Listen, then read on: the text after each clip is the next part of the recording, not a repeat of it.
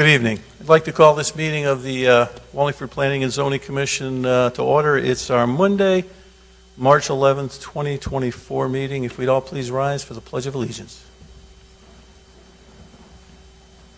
Pledge allegiance to the flag of the United States of America and to the republic for which it stands, one nation, under God, indivisible, with liberty and justice for all.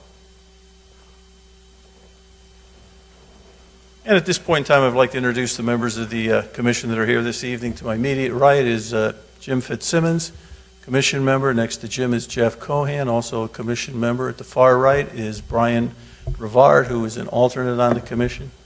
To my immediate left is Steve Allenson, who is the secretary of the commission. Next to Steve is is Joe Sanders. Dave, you moved to a different spot, didn't you? Next to Joe is David Parent.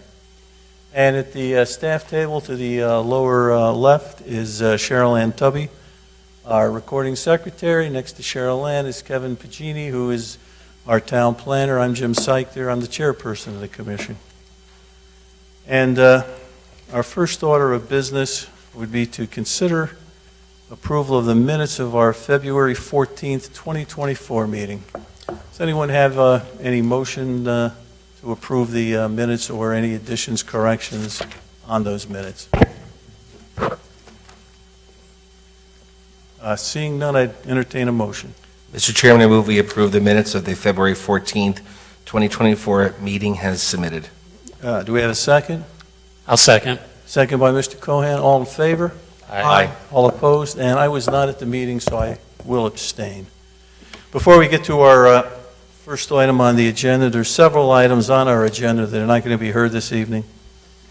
The first one is item number 1. It's a zone change, Lost and Found Ventures, LLC, 10 Mansion Road. That should be continued to our April 8th meeting. Next is item number 3. It's a special permit drive-through restaurant, Kapoor, 905 North Connolly Road. Again, that would be continued to our April, actually not continued, we're taking no action on it, to our April meeting. The next one is a re-subdivision under 830G, Sunwood Development Corp., 1136 Durham Road. Again, no action on that. Continue to our April meeting. The next one is a special permit, exterior equipment, no building, hopper, above ground conveyor and elevator tower, 30 Management Corp., 155 East Street. Again, continue to our April 8th meeting. And the final one is number 7 on the agenda. It's a site plan retail restaurant, 124 Church Street, Yalesville. So based on this, it appears we'll have a fairly active meeting in April. So if people are looking for something to do, I'm sure there'll be a lot to look forward to. Anyway, brings us to the first item on our agenda, which is item number 2, special permit waste reduction facility, Busillo's 507 South Main Street, Yalesville. If the applicant would please come forward to begin preparing for the presentation. And Mr. Allison, would you please read the legal notice and note all correspondence for the record? Thank you, Mr. Chairman.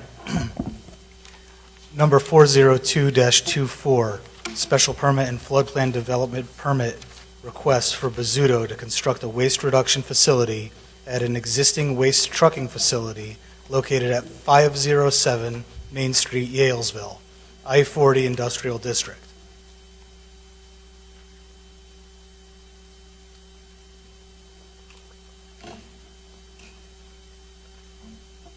We have correspondence from the Health Department to Kevin Pagini, Town Planner.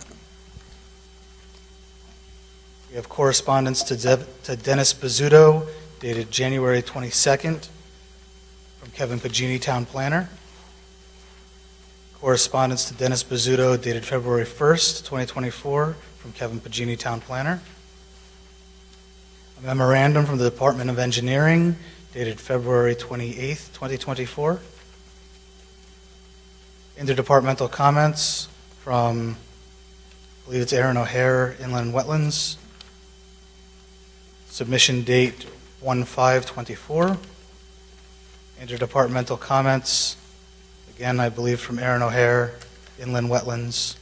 Submission date 1/5/2024, dated next to signature 2/7/2024. Correspondence from Aaron O'Hare, Environmental Planner, to Dennis Busillo and Christopher Giuliano, dated January 26, 2024. Interdepartmental comments from Scott Shipman, Senior Engineer, dated 1/31/2024. Inspection report from the Wallingford Fire Department, inspection date 1/31/2024. Inspection report from the Wallingford Fire Department, inspection date 2/9/2024. Correspondence from Giuliano and Associates to Aaron O'Hare, dated January 4th, 2024. Correspondence from Giuliano and Associates to Kevin Pagini, Town Planner, dated January 31st, 2024.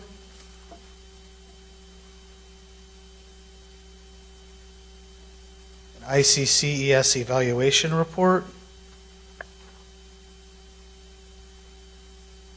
Received date February 1st, 2024.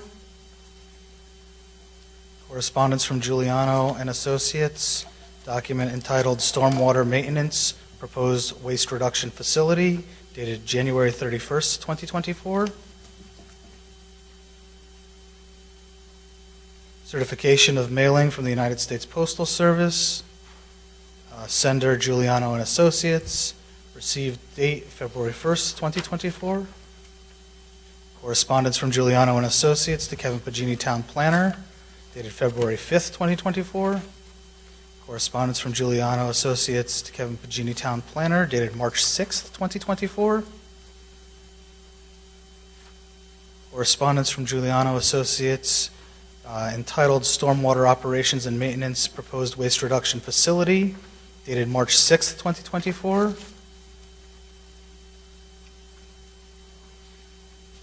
Document information sheet regarding innovative stormwater management products from FlowGuard Plus, undated. National Flood Hazard Layer,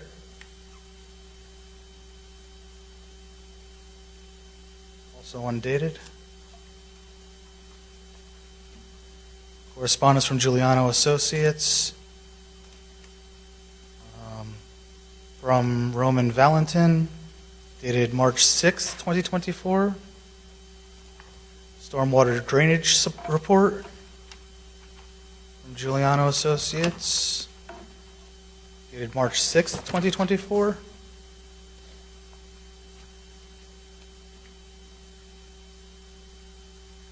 A limited property and boundary survey,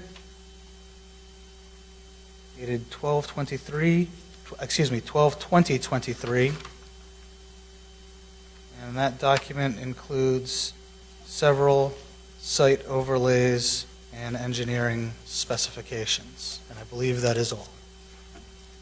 Hang on, I'm sorry, Mr. Chairman. I missed two. I apologize. There is email correspondence from Peter Donzello to Kevin Pagini, dated March 11th, 2024. And correspondence from Allison Kapuscinski, Town Engineer, to Kevin Pagini, Town Planner, dated March 11th, 2024. Now I'm done. Thank you. Thank you, Mr. Allenson. If the applicant would please introduce himself and begin his presentation. Thank you. For the record, my name is Christopher Giuliano. I'm a licensed land surveyor and professional engineer with the firm of Giuliano Associates. I maintain an office at 405 Main Street in Yalesville. With the Commission's indulgence, I'll go up to the board, walk you through the site plans, and once I finish my presentation on the plans, I will answer any questions that you may have.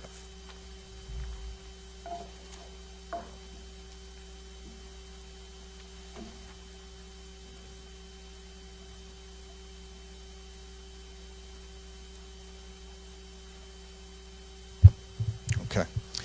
So I'm here representing Tony's Trucking, Dennis Busillo, with respect to the installation of a waste management facility on an existing site in Yalesville on the west side of Main Street.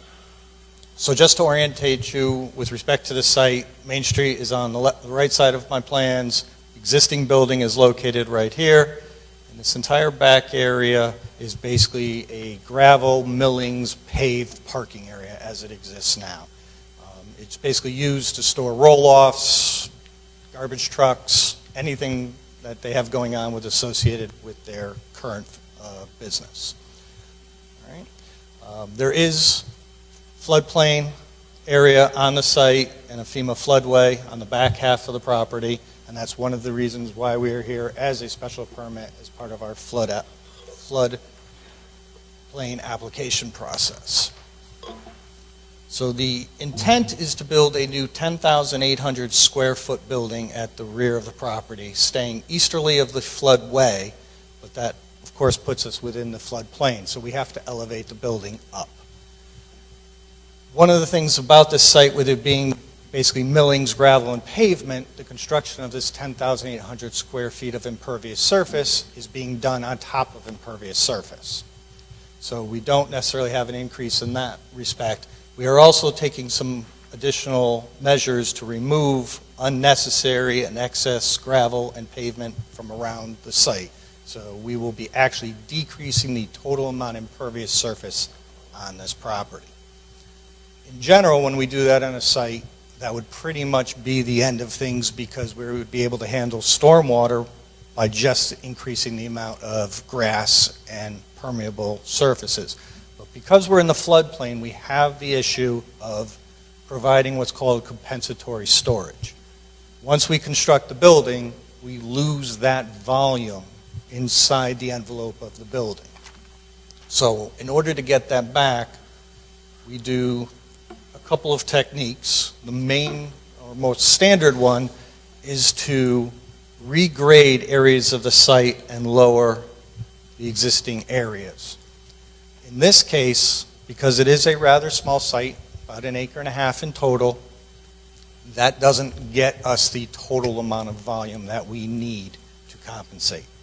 So what we're doing is we are actually, with the elevation of this building, we're using the space underneath the slab. We're going to be over-excavating underneath the slab, filling that back up with stone, and then allowing storm floodwaters, if they occur, or when, I should say, when they occur, to actually fill up underneath the building slab into that stone, and then as the floodwaters recede, it'll actually leave that area as well. Now, in 99% of the cases when we do something like this, it would be in more of a residential type setting, in an actual basement, not necessarily under a slab. But we're using the stone, we're compensating for the stone, and that's why we actually have 3 feet of basically crushed stone underneath the building, and we're allowed to use about 40% of that volume. So that's how we manage to equate the loss of flood storage area and then make up for it with our compensatory storage. As I said, with the reduction of impervious surface, our runoff ends up being a better situation. We have actually less runoff leaving the site, but since we are creating a new parking area, my office, we felt like we should be doing a little bit more with respect to stormwater quality. So we are actually collecting the stormwater from this parking area, running it through an oil water separator to pull out any oils or automotive fluids that may drip off of any of the garbage trucks or the tractor trailers that enter onto the site. We'll collect it in here. We'll also, any sediments, possibly even any kind of debris, will also get trapped by the oil water separator. And then stormwater will actually be able to infiltrate in this area, giving a little bit more recharge within this area. One of the things that we had to do to demonstrate our compensatory storage, we created what are called heat maps. So you'll see this in your packet. The top figure shows basically what exists on site today for flood storage capability, and that's measured from existing grade up to the floodplain elevation of elevation 59. Anything above elevation 59 is immaterial. So we have that. We have our calculation of how much area, how much flood storage area is on the current site. We then look at that same figure, same property, and we basically just cut out the building just to see what our grading changes would be and how much additional flood storage area we would have or how short we are. In this case, we were short, as I stated, so then we analyzed the building to figure out how much stone underneath the slab we would need to make up that difference. So that's what this represents.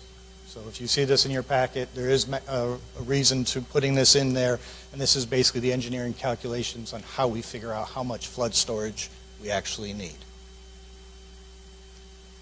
Then, as part of some of the questions that our town engineer asked, some additional things in her memo from, I believe it was late February, she wanted us to basically look at the flood watershed mapping and look at and be able to compute and tell her how much water we are shedding either to the 3 abutting properties and to Route 150, because she wants us to now start comparing. Normally we would just give the overall, but she wants to see the individual watersheds just to make sure that we are not moving water from one property to another. We're actually decreasing flows going on to the adjacent properties. And that's exactly what we are doing by reducing the impervious surface and then adding our infiltration galleys.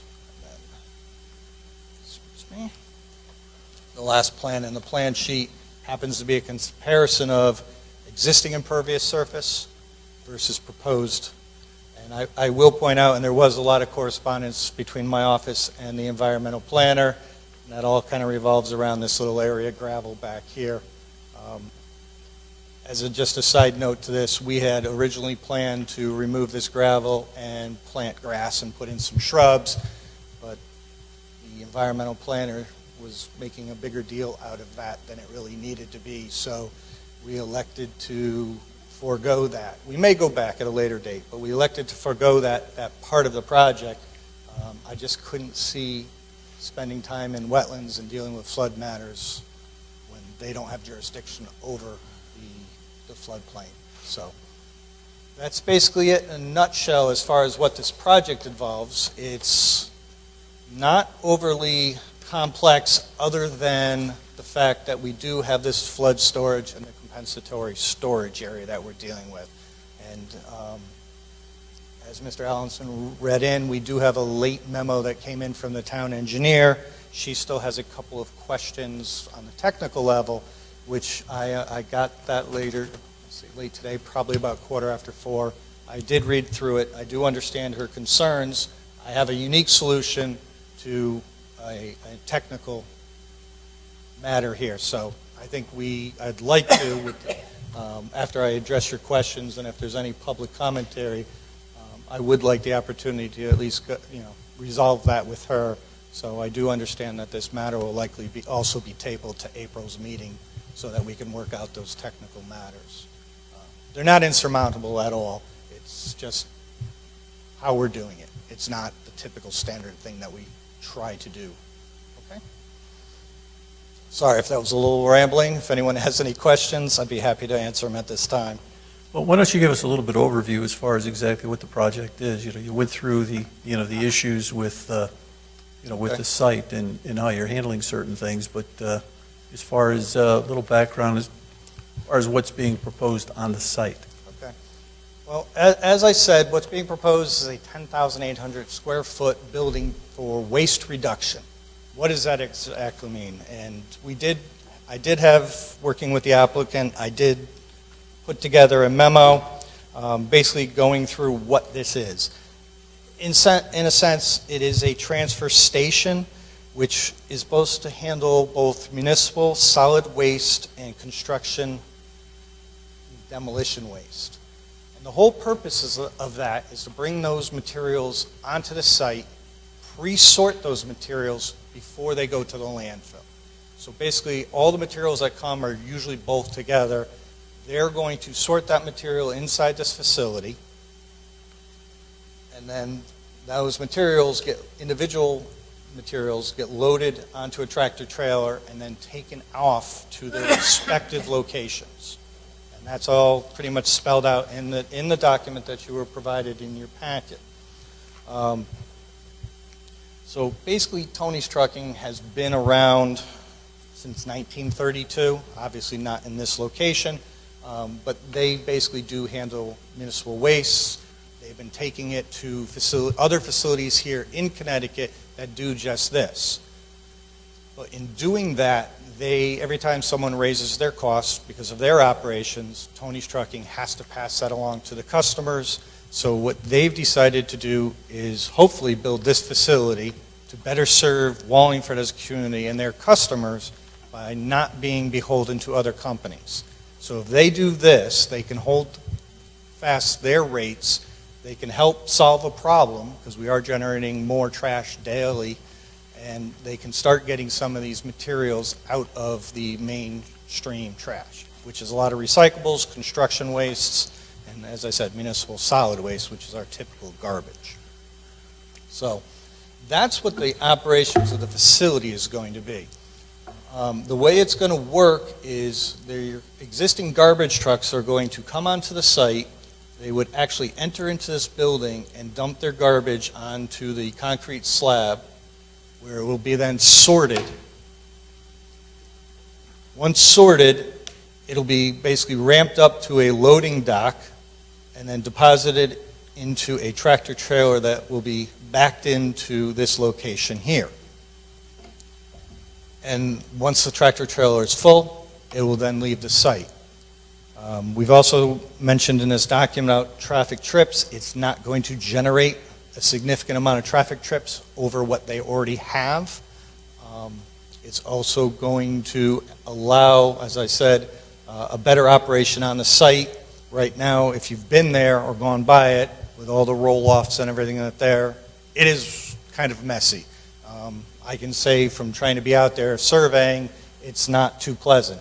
This will actually help with the site, clean the site up, because everything is going to be contained inside the building.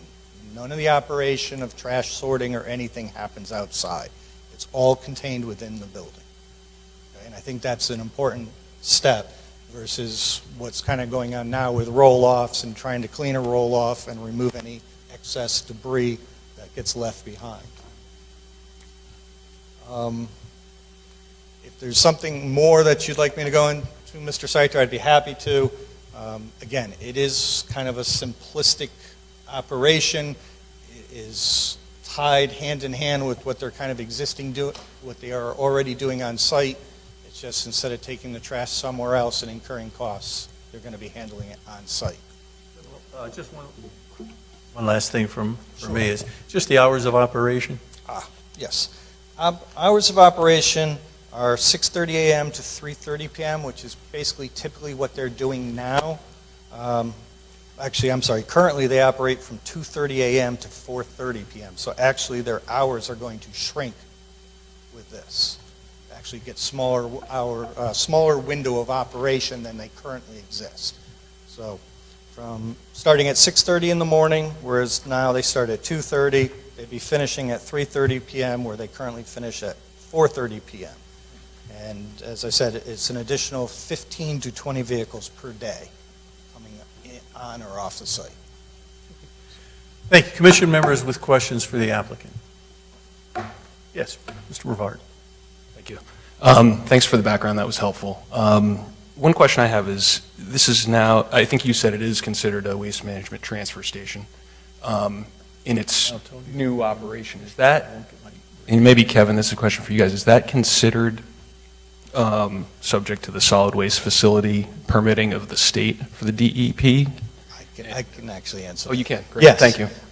Yes. So the way it's going to work is they have to get local approvals first, that the facility could be built here, zoning signs off, wetland signs off if necessary.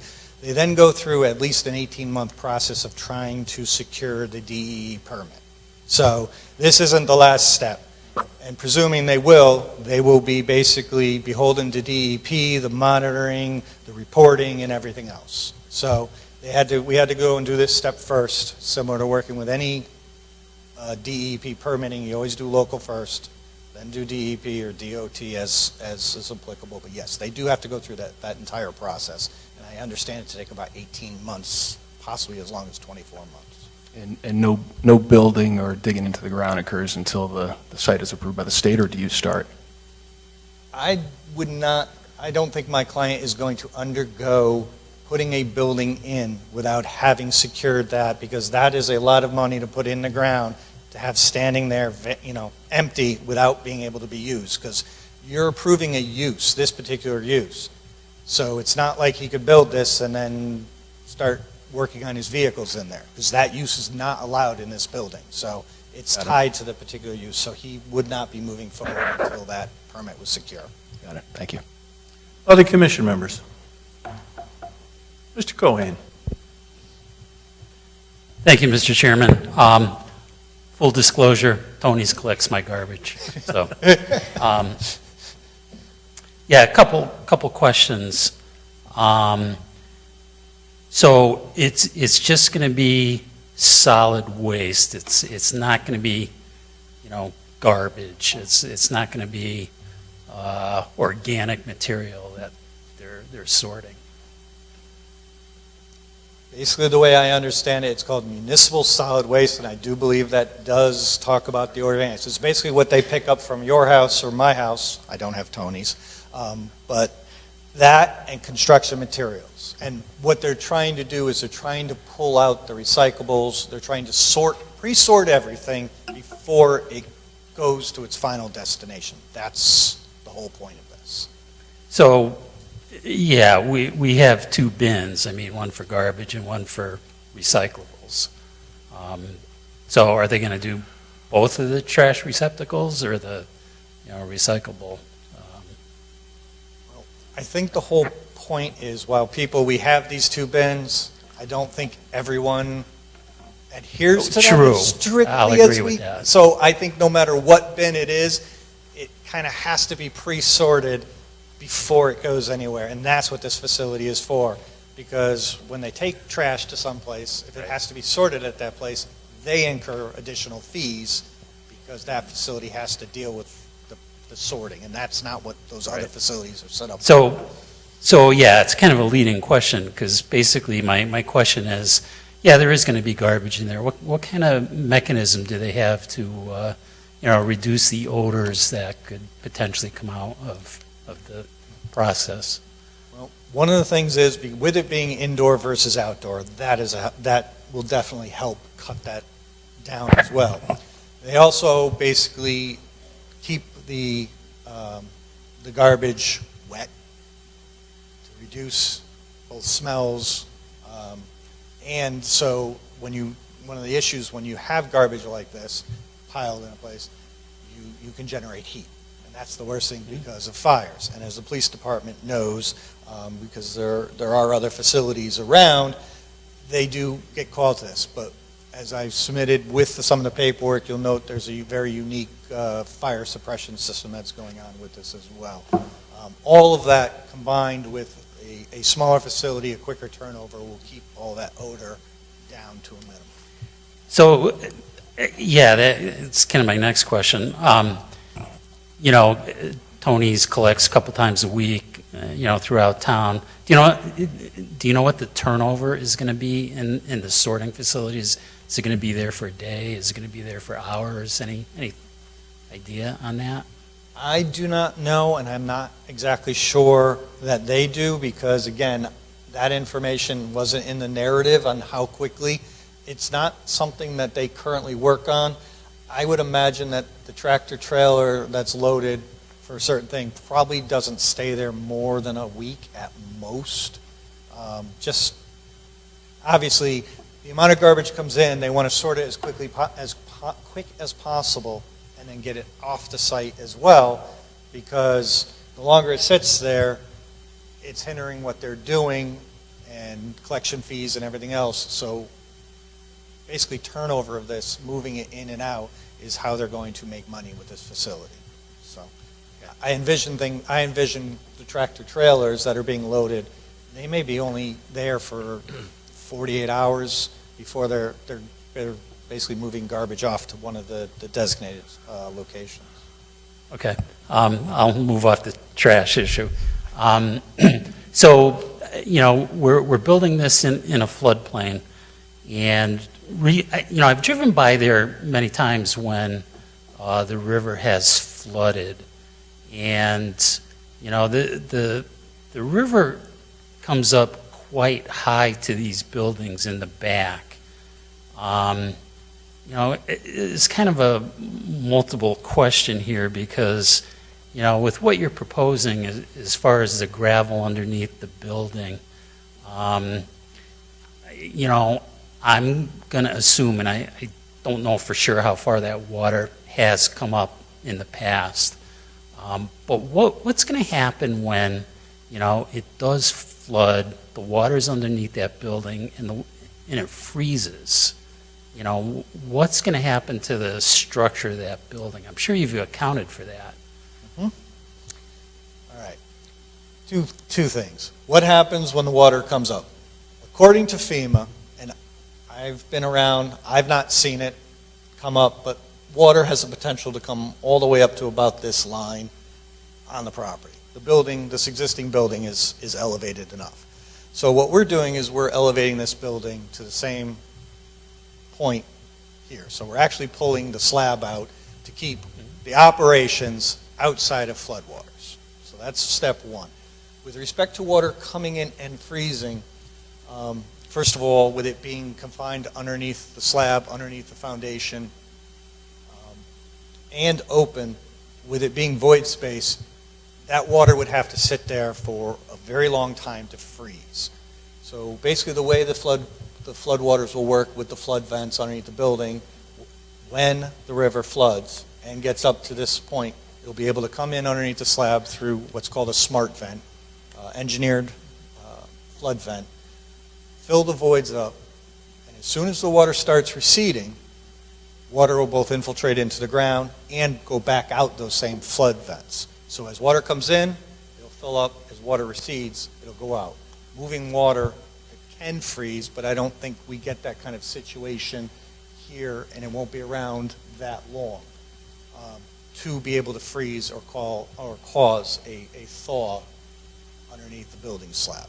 And that's another reason why using the stone, it's got enough porosity to it that the water won't freeze. I mean, the only possibility is we get a flood and it immediately goes sub-zero, and at that point we'd have ice everywhere down in this area. Quinnipiac River would be ice. I don't ever recall in my 50 some odd years of life that I've ever seen that happen, seeing ice on the Quinnipiac. It may have happened at some point, but I don't see that particularly being an issue here with this building because we have these flood vents, we have air that can come in, we have water that can come in and go out. That is not a problem. Okay, thank you. Thank you, Mr. Cohen. Other commission members? Mr. Fitzsimmons. Thank you. Following up to Commissioner Cohen's question, in your memo to us of March 6th, actually to the town planner, you were responding to comments from the town engineer of February 28th, where it talks about, if I could, it says, a 2024 update to the Connecticut Stormwater Quality Manual has been released with an effective date of March 30th, 2024, so end of this month. Projects that are 50% designed prior to that date are not required to design to the 2024 update. Obviously, we haven't even hit March 30th of 2024. You've seen the update manual. Yes. What impact would this be if we were talking about it 6 months from now? Like, is it, because you designed it on the old manual, but the new manual is effective the end of this month, or is there a significant change that would have been impacted, to your knowledge? Well, that is there significant change? It depends upon what you want to call significant, and I hate to say it like that, but designed to the 2024 manual, we've reviewed it to the 2023 manual, and the big difference, I will say, at least with respect to a site like this, is the water quality calculation. Previously, we've been using 1 inch. Now we have to use 1.3 inches. Mhm. it increases the volume that we have to store for water quality purposes, which is really what we're talking about with this infiltration system. That manual really doesn't talk about compensatory storage, Right. because that's a completely different animal.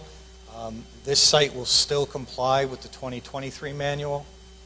Our galley system will just not be as large as what might be needed, but because it is a galley system and it's designed to the 100-year storm, which is 8.43 inches of rain, we hold the water quality in there anyway, whether it's 1 inch or 1.3 inches. So for us, it really doesn't matter in this particular situation. And we've been doing that now with all the projects that are currently before you or wetlands that have been in the design phase and are more than 50% done. We've been looking at them for the 2023 manual just for that reason, because we know this question is going to be broached. So we've been looking to make sure that we comply with the new regs, even though they're not in effect just yet. So if I might, is that your answer? The way it's designed would comply with the new regs? Yes.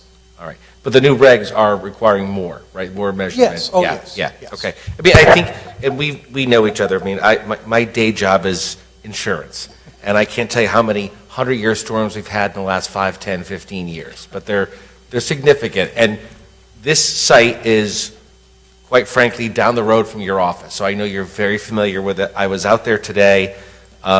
You said it, and you used the term messy site, and I would agree with that. It's a messy site, but in an interesting area.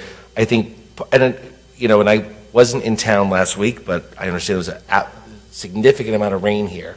It's wet. Today it was wet, and so the other questions I had were related to the your memo from someone in your office regarding the culvert in front. So you have, because it appears as if, thank you, your memo of March 6th from your Romeo Valentin from your office, where he shows us pictures regarding the inventory and of the on-site swale along Main Street. So part of it is, thank you, several businesses are having that same situation.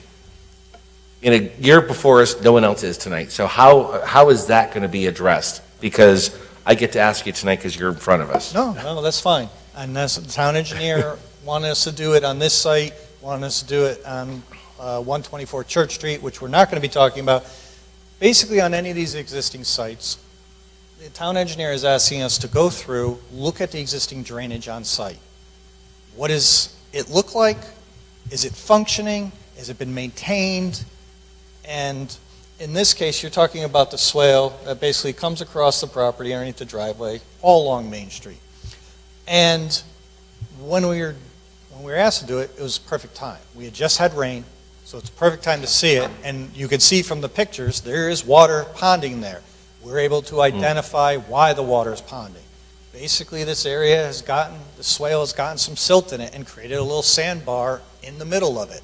So it starts to back water up. So our recommendation that Romeo made was, to get out there, once we have permission, clean out that swale, get that sandbar out of there so that now water flows south the way it's intended to. And even to the south of the property, one of the pictures shows you a ton of brush that's just been allowed to pile up there, and it needs to be removed. So that's part of this evaluation process that Allison's having us go through on every site, because, again, there are so many sites in the town. She can't get to everyone to view, so as we're doing these, we are doing the inventory, we're doing the evaluation, and we're providing reports. And things that need to be fixed can now be fixed as part of a project. Okay. And then just a couple other, if I could, Mr. Chairman, just one or two more questions. Your memo talks about it's municipal solid waste, such as Mr. Cohen's daily garbage or household garbage, and then construction and demolition waste, right? Yep. So the roll-offs, I know the reason you're before us is because of floodplain development, but I guess because the site, drove by, and again, I know you're from the area, I grew up on the west side, I know the area, it's a small site. So the building, I shouldn't comment on that because I'm not a builder, but I was fascinated when you're describing how the water is going to hold underneath the building, but that's for you to resolve with the engineer.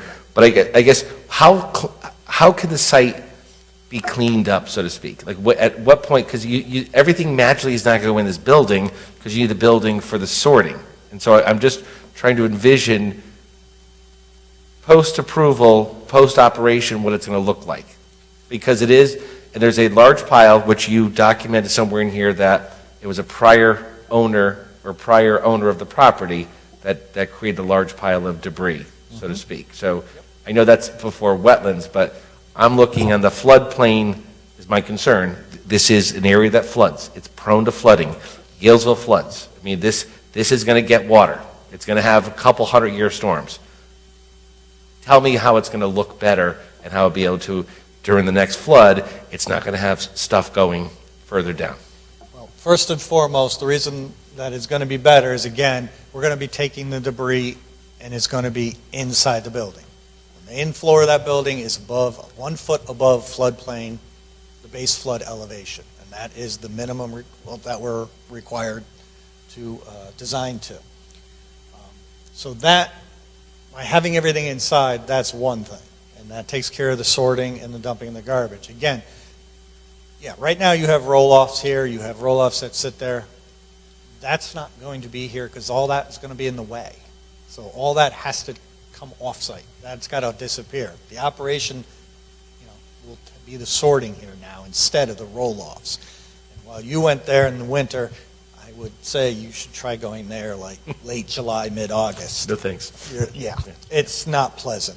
So that, this area, as I said, is all broken gravel, millings, pavement. We're going to pull a lot of that out. We're going to have new pavement back here. And the site, just by the operation of what we're doing, we're going to be removing a lot of that outdoor unsightliness. And we're going to be doing it inside where it really isn't going to be visual. So that's going to be the big change right there. So that, in a sense, is going to clean up the site. Just removing the pile of gravel and doing some other things and getting the site kind of back into shape, that's going to take care of the other aspect of it. I mean, like I said, Tony's Trucking has been around since 1932. The Zudos, who own this site now, they do a nice job. So they will continue to do that. They want to clean up the site. And this is just a way for them to continue to expand their business product and bring value to their clients. So it's basically a twofold situation. They're going to be cleaning up some of what they do, but adding value, and it's a way to move their business forward in this climate. Okay. Just one or two more on special, since it is a special permit, truck traffic. So currently it says there's 8 trucks there, and this will add 15 to 20 vehicles per day. Is that vehicles, like what's the total number of trips? Because I'm trying to, I wasn't there when their trucks were coming and going. I said I drove by several times, but I'm familiar with the site. So it leaves Mr. Cohen's house, and then it goes there, drops his stuff, and then it leaves. Is that, but like how many times is that happening a day? So versus number of vehicles, can you tell me the number of trips in and out? That I don't know. I cannot tell you that. But, I don't believe it's a high volume.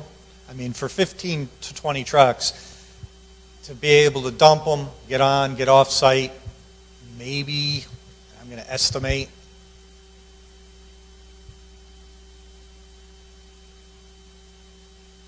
maybe 10, 15 minutes at most. So let's say it's not going to be 100 trips per day. It's just not physically possible with the operations that they have to.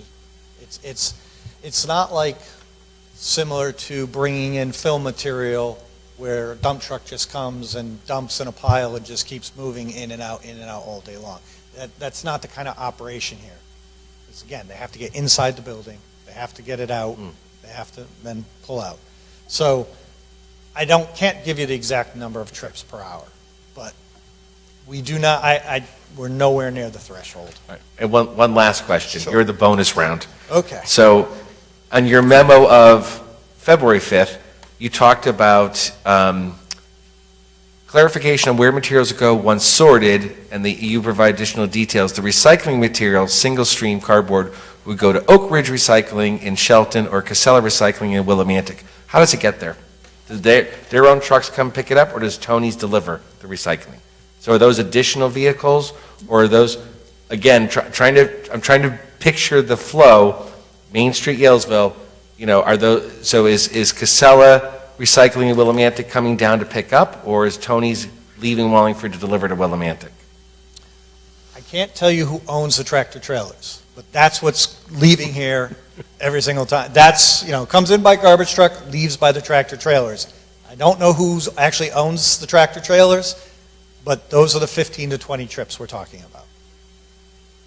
Because we already have garbage trucks coming on site today. That number should not change.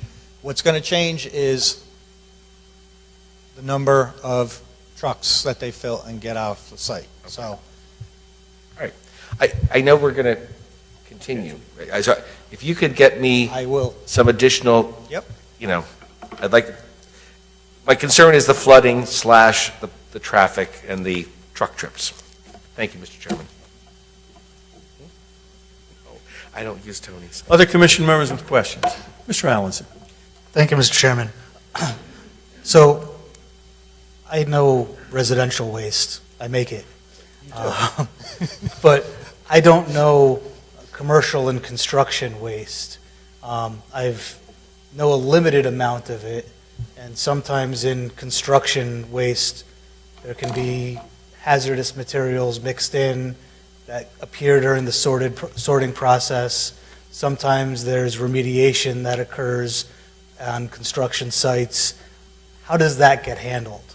Okay. And will this facility even handle anything that may be marked as questionable? All right.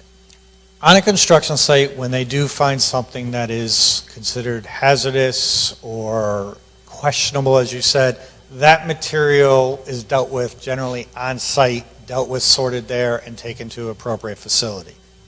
This is not that kind of facility. So when they're talking about construction debris, it's more of sheetrock, 2x4s, some brick, that kind of thing. They're not going to be pulling stuff in from large construction sites because this facility isn't sized to handle large volumes that would generate from, say, an old factory coming down or something like that. That's not what this is intended to be. So this site, I'm not going to say there's not a chance that something would end up here, because there's always a chance that something like that could happen. But this site is not taking those type of construction sites, that material from construction sites. It's more on the small scale. The small contractor, the small landscaper, they have something. It's similar to what would happen if someone got a roll-off from Tony's Trucking. You're doing spring cleaning, you start throwing some stuff out, whatever it is, could end up at a facility. It's going to be pretty much the same thing kind of going on. It's not like they're demoing entire buildings and bringing the material here. That's not what this site's for. Okay, and just to rephrase what you told me so that I understand, if something does come up, like if they have a massive amount of paint cans or oil cans or asbestos-based waste that is discovered, that would get sorted and then moved to the appropriate an appropriate remediation facility. It wouldn't just sit there for the possibility of runoff to catch any of that. That would be, what you said would be correct. If something were to come here, they were to discover it, it now becomes their responsibility. They'd sort it out, they'd get it to the proper facility for proper disposal. They're not a proper, they would not be doing any disposal here, but they would get it to where it needs to go. They'd also have to document that under the DEP permit and probably have to trace it back from where it came from as part of the process. I mean, it's a bigger deal when something like that happens, because someone would have tried to hide it with other things to try to get rid of it so that they didn't have to pay the fees to get rid of it. So it's a bigger issue and will probably end up being well documented to try to find out where it came from, to find out who actually needs to deal with the the problem and be penalized for it. So they will not be storing hazardous materials on site. Thank you, I appreciate it. Other commission members? Joe? Mr. Sanders? Thank you.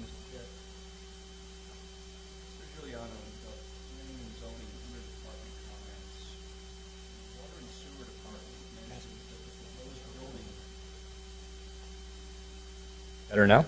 Oh, much better. Thanks, Steve. Steve, you could have slapped me or something. Thank you, Mr. Chair. And Mr. Giuliano wanted to refer to the planning and zoning interdepartment comments. Water and sewer mentioned the proposed building will not be connected to water or sewer, so any floor drains in the new building cannot be connected to sewer.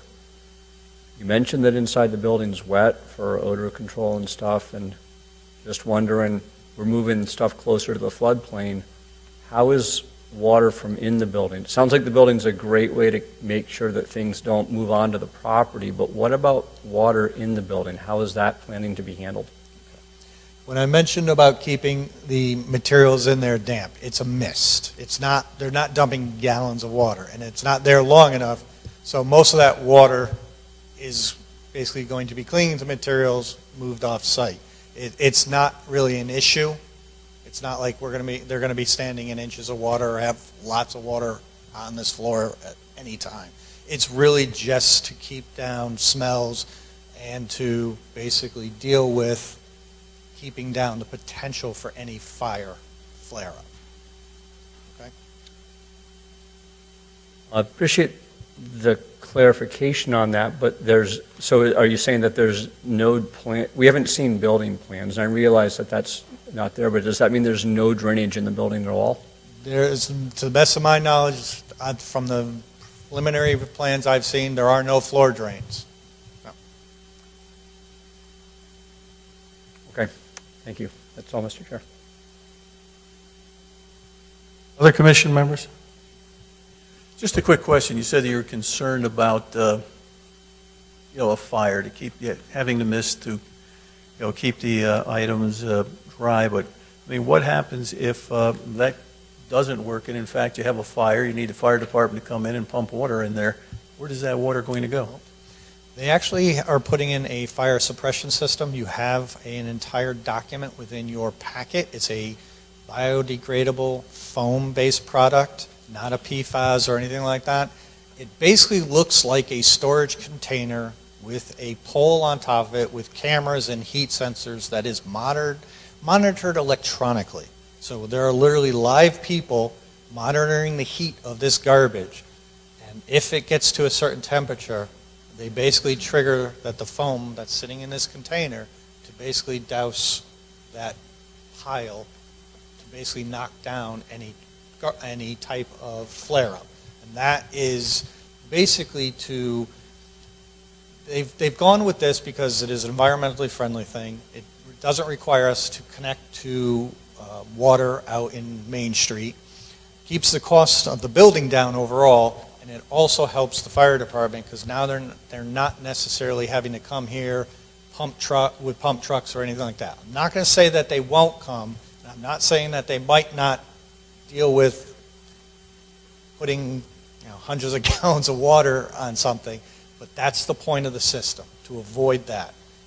If it were to happen, then they would have to deal with cleanup and everything else. And again, I think that falls on DEP's side of things as far as how they clean up after a situation like that. But since we are going to be tabled, I will find out more information on that particular topic for the commission for next month. Again, other commission members? Mr. Pagini, before I go out to the public, comments on the application? I just had some questions based on Mr. Sanders' comments.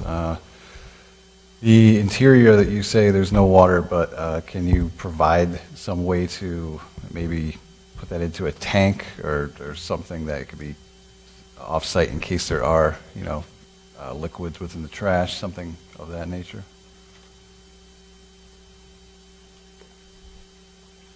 And also, can you explain as to why an oil-water separator is preferred over the hydrodynamic separator? Hydrodynamic separator, basically the main function of it is to take out solids. Okay?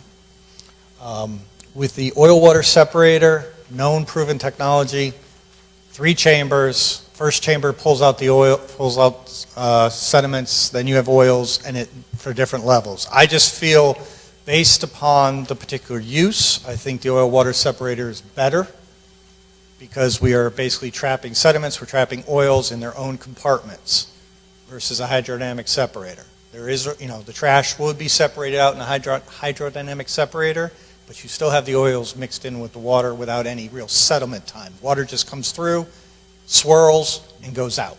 This is almost more of a settling basin. All right? And I did, in response to that, in response to Allison's comment, I did offer up that catch basin filter as well.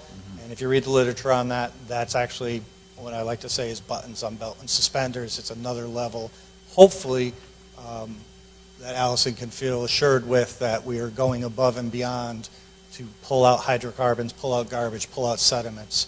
And I've used that product actually on Vernon up at Giuliano Pools for the same reason, because of the type of chemicals and the type of things that they have with the amount of vehicles they have. And the Wetlands Commission up there actually really liked that product. So I thought this would be another good use of that, considering the type of vehicles and the type of use. I'm all set. That's it? Yep. All right, this is a public hearing. Any members of the public would like to speak on the application? Please raise your hand if anyone would like to speak. Seeing none of the members of the public would like to speak at this time, I guess, Mr. Giuliano, if you'd like to kind of wrap up your comments, and then I'd ask for a motion to continue the public hearing to next month.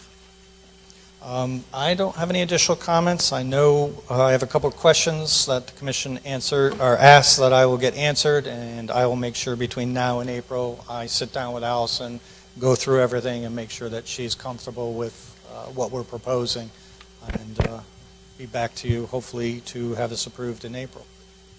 Again, any commission members with any additional information they'd like to see on the application?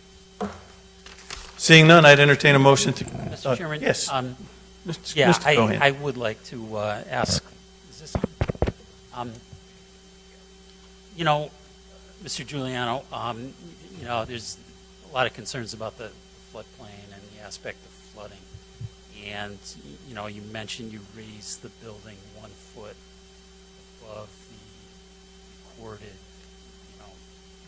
past floods. Could you give thought to raising it an extra foot? Maybe there you go. So yeah, you said you were going to build the building 1 foot above the 100-year flood plan. Could you give thought to raising it 2 feet above? Exceeding the minimum requirement for next month. Yeah, no, I mean, it's physically possible. It will impact a bit of our design, but we'll look at it. Again, just so you understand, residential is 2 feet above base flood elevation, commercial is 1 foot. I know Mr. Fitzsimmons is shaking his head because he definitely knows that. We'll shoot for the 2 feet. Okay. If it doesn't quite work, we might be at 1.5 feet, but I will try to do my best to give you something more. That's all I asked. Thank you. You're welcome, sir. Thank you, Mr. Cohen. At this point in time, I'd entertain a motion to continue our public hearing until next month. Mr. Chairman, I move that we continue to our April meeting, the special permit and floodplain development application for Busillo to our April meeting. Do we have a second? I'll second. Second, Mr. Cohen, all in favor? Aye. Any opposed, any abstentions? We'll see you next month. All right, it brings us to next item on our agenda. It's a continuation of a site plan hearing for a site plan 830G to construct 22-unit multifamily with associated parking lot Peretta at 898 Church Street. Again, if the applicant will please come forward to begin preparing for his presentation, and Mr. Allenson, if you please note all additional correspondence for the record. Thank you, Mr. Chairman. We have a sidewalk map dated February 9th, 2024. Final affordability plan dated February 2024. Correspondence from Joe Sanders to Kevin Pagini, Town Planner, dated February 16th, 2024. Correspondence from Mary Alice Petroselli-Timek, excuse me if I mispronounced that, dated February 22nd, 2024. Correspondence from Brian Connors to several individuals in town, Engineering Department, Planning and Zoning Department, Water and Sewer, Health Department, Law Department, Mayor's Office, dated February 20th, 2024. Correspondence from Debbie Beauvais to Planning and Zoning, dated February 22nd, 2024. Correspondence from Dominic Santilli to the Town Engineer, Kevin Pagini, Planning and Zoning, Aaron O'Hare, Health Department, Law Department, and the Mayor, dated February 24th, 2024. Correspondence from Yash Patel to Allison Kapuscinski, the Engineering Department, Aaron O'Hare, the Health Department, Kevin Pagini, the Law Department, Mayor, and Planning and Zoning, dated February 21st, 2024. A memorandum from James Allen, Jason Adenolfi, Dom Santilli, and the 898 Church Street Committee to Aaron O'Hare, Environmental Planner, dated March 4th, 2024.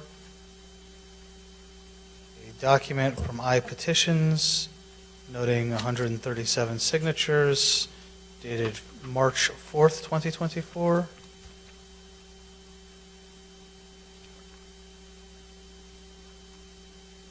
Correspondence dated March 26, 2024.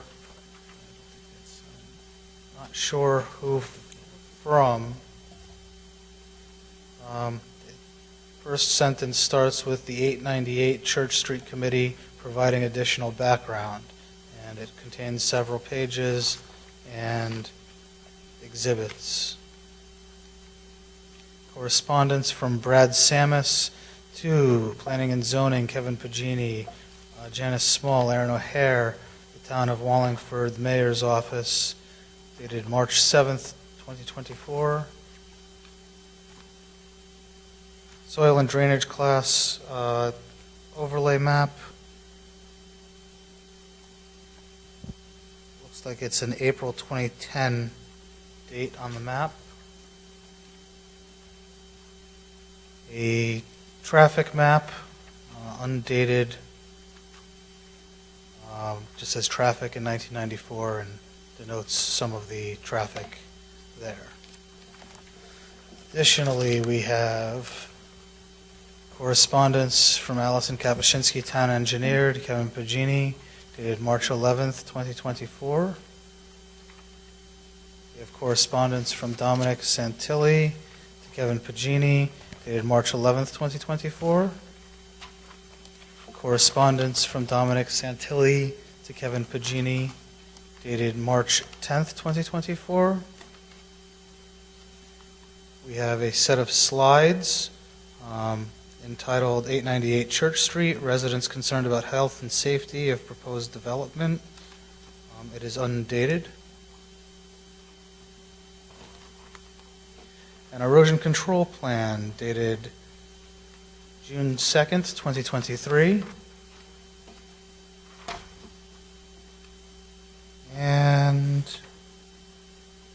a floor plan of the building, 11-unit building, dated May 28th, 2023. Thank you, Mr. Chairman. Thank you, Mr. Allison. Just a little housekeeping before we have the applicant continue with the presentation. As we're required to act on this meeting this evening, is that correct, Mr. Pagini? Yes, and one other thing, there was correspondence from Giuliano Associates dated February 26, 2024. The revised map that's dated 2/29/24, and I think that was it. But yes, the statutory limits are basically tonight. So as we need to act on this application this evening, as far as the members of the commission that will be voting on the application, obviously it'll be the members of the commission, full commission members, Mr. Cohen, Mr. Fitzsimmons, and Mr. Allenson.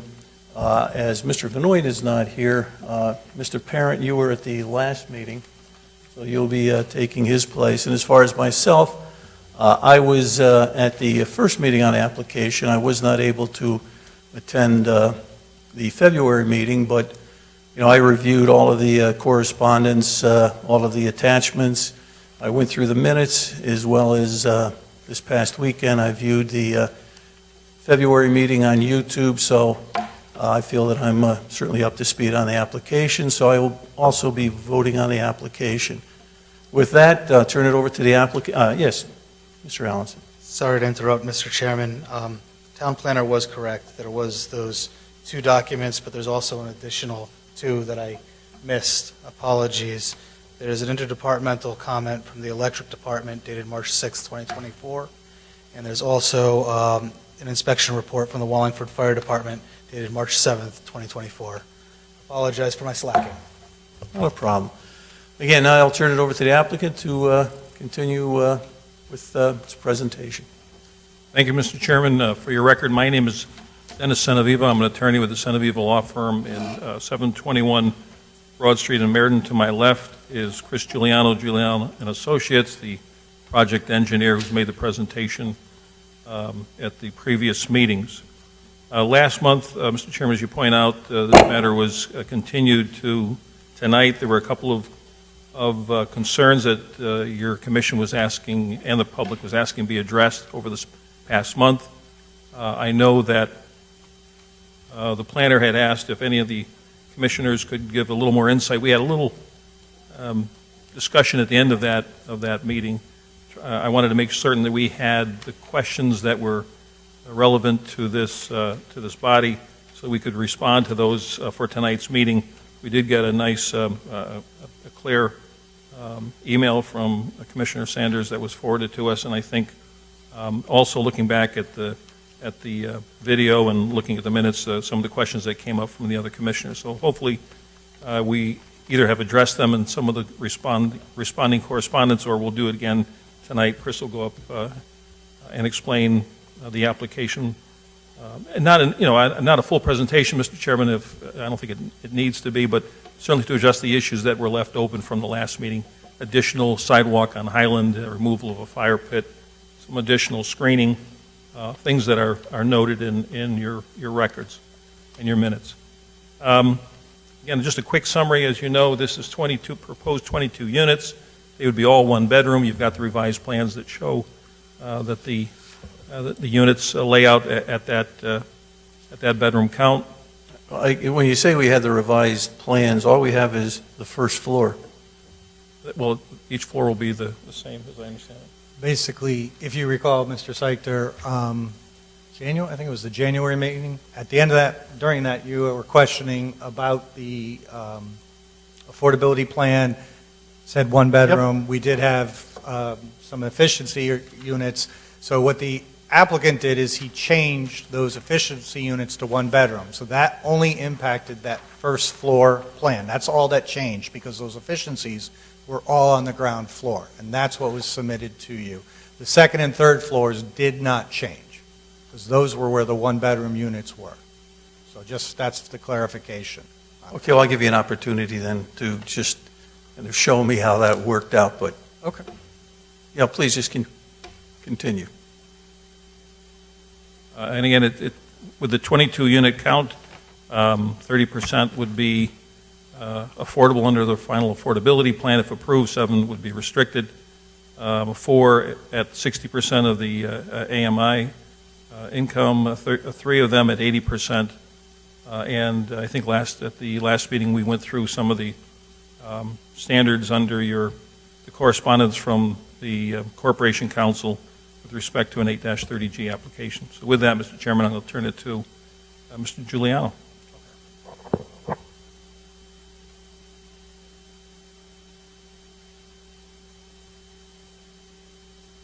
right. So again, for the record, Christopher Giuliano, licensed land surveyor and professional engineer. I'm going to run through the changes that I made to the plan after last month's meeting. Once I do that, I will basically go over the questions that we received from Mr. Sanders, and then finally I'll put the new floor plan up, and I'll try to answer whatever questions you have about that. First and foremost, the big question was, or the big concern was with respect to continuing the sidewalk along Highland Avenue. As you recall, originally we were terminating the sidewalk right at the intersection with Highland Ave. We've now added the sidewalk, and we're terminating it about a foot off of the existing driveway to 283 Highland Avenue. So we will have to go back to inland wetlands for a modification of our existing permit to get that approved, but we have added the sidewalk to the plan. Another concern was with respect to the recreational area behind the buildings, in particular the fire pit. So we have removed that in its entirety, so that concern should be off the table. The gentleman Mr. Drucker at 283 Highland Avenue, did mention about this site being visible from his property, his front yard. So what we decided to do is there are existing pine trees along the property. We opted to propose another 19 white pines to offer some visual barrier to that, in addition to the 146 feet of existing woods that run from the property line to our limit of clearing that has not changed from the last plan. Another question, at least a concern from the public, was about providing a fence around the entire stormwater management area. So we will continue the stockade fence all around it. And then I know that with the one of the memos that I saw, there's some additional, as a condition of approval, there's some additional native shrub plantings requested along the front of the property, and we will be fine in adding those as well. Other than that, there really weren't many changes. I know a lot of the concerns dealt with the stormwater runoff, and that's what Mr. Sanders' email to me, or actually to Kevin, that was forwarded to me to address. I did make a response to that, tried to clarify a couple of issues. The biggest one is about the size of what's being developed. Originally, the comment came out from the public that we were developing 3 acres of the site. That's not exactly true. It's more along the lines of about 1.3 acres, and of that, I believe it was about a half an acre of actually it is impervious surface. That equates to about 6% of the entire site. So I hope those numbers were helpful in answering your questions. With respect to where the stormwater goes, I went into a little bit of detail there. We do have the easterly portion of the site continuing to drain to the east. Our northern part of the site and our western part of the site drain southerly and enter into the existing culvert that goes underneath Route 68. We did get a wetlands approval. The town engineer did review this, issued 2 memos. We could not have gotten a wetlands approval without her review and basically her sign-off of our drainage comps about how we are handling the stormwater. Again, to reiterate, we're taking our stormwater, we're putting it into a detention basin. The detention basin has been designed with 0 infiltration rate. We're able to contain the entire 100-year storm in that basin, and it does flow out to the west and then into the existing wetlands in a channel before, as I said, going under an existing culvert in Route 68. We are not changing the drainage patterns. We're not adding additional water to the easterly wetland or the westerly wetland. And we do know from our soil tests out here that we do not have a high groundwater situation, so we are actually going to be able to get infiltration in this basin area, even though we are not taking account for that in our calculations. Other than that, there's not been a lot of change to the plans. Like like I said, a lot of it just was a sidewalk, the fire pit, and the concern over water. So I hope that my response to Mr. Sanders' questions adequately addressed that for Mr. Sanders and the rest of the commissioners. With respect to the actual floor plan, if you give me a second to put this up.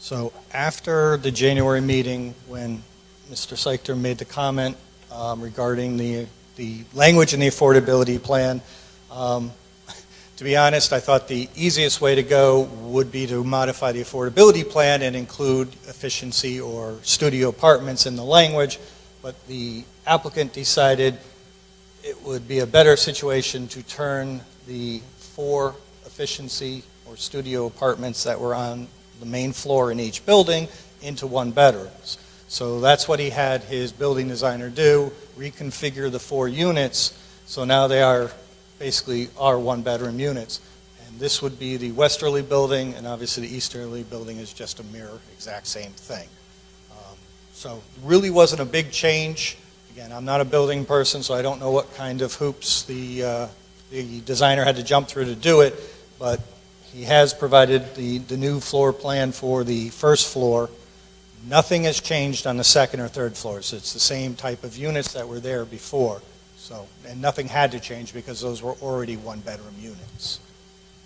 So just on the first floor, the units to the left, where it just shows, a living room. Now, on the second floor is the kitchen and all of. Yes, and in the bedroom and all of that? Yes, and the original plans. That matches up to the original plan, Yes. Is that correct? Yes. So this was always the downstairs, the living area, and this was basically a 2-story unit. These were always just 1-story units, and then I believe the second and third are also similar to 2-story units, if I remember correctly. I don't have the plan in front of me, but those have not changed. So the original plans that you were given with the application, the second and third floors have not changed. All right. Thank you. You're welcome, sir. I have nothing more unless you have a question about one of the changes I've made or something that I've gone over tonight. As Mr. Senavinova said, we did our presentation last month. This was just basically to answer some questions and to address those concerns that were made, that were brought up to us at the last meeting. Thank you. Commission members, questions for the applicant?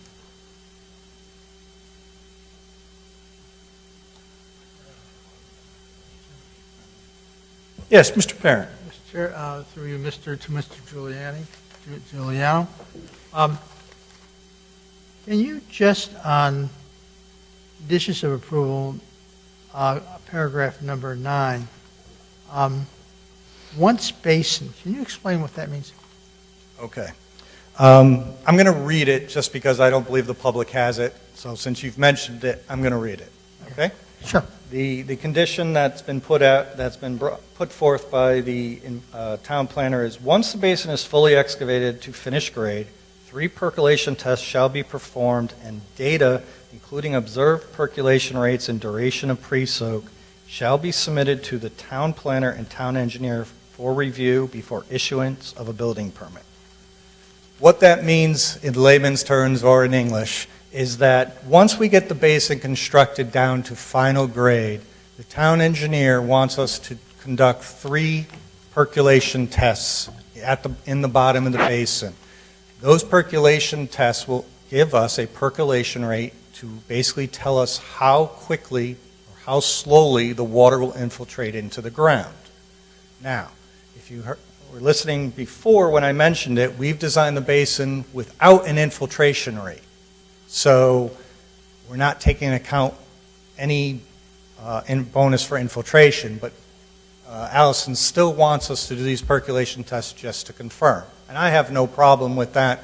As I said, if we do get some infiltration, it'll be a bonus because it'll allow the water to basically percolate into the ground and reduce the volume of storm water that leaves the site.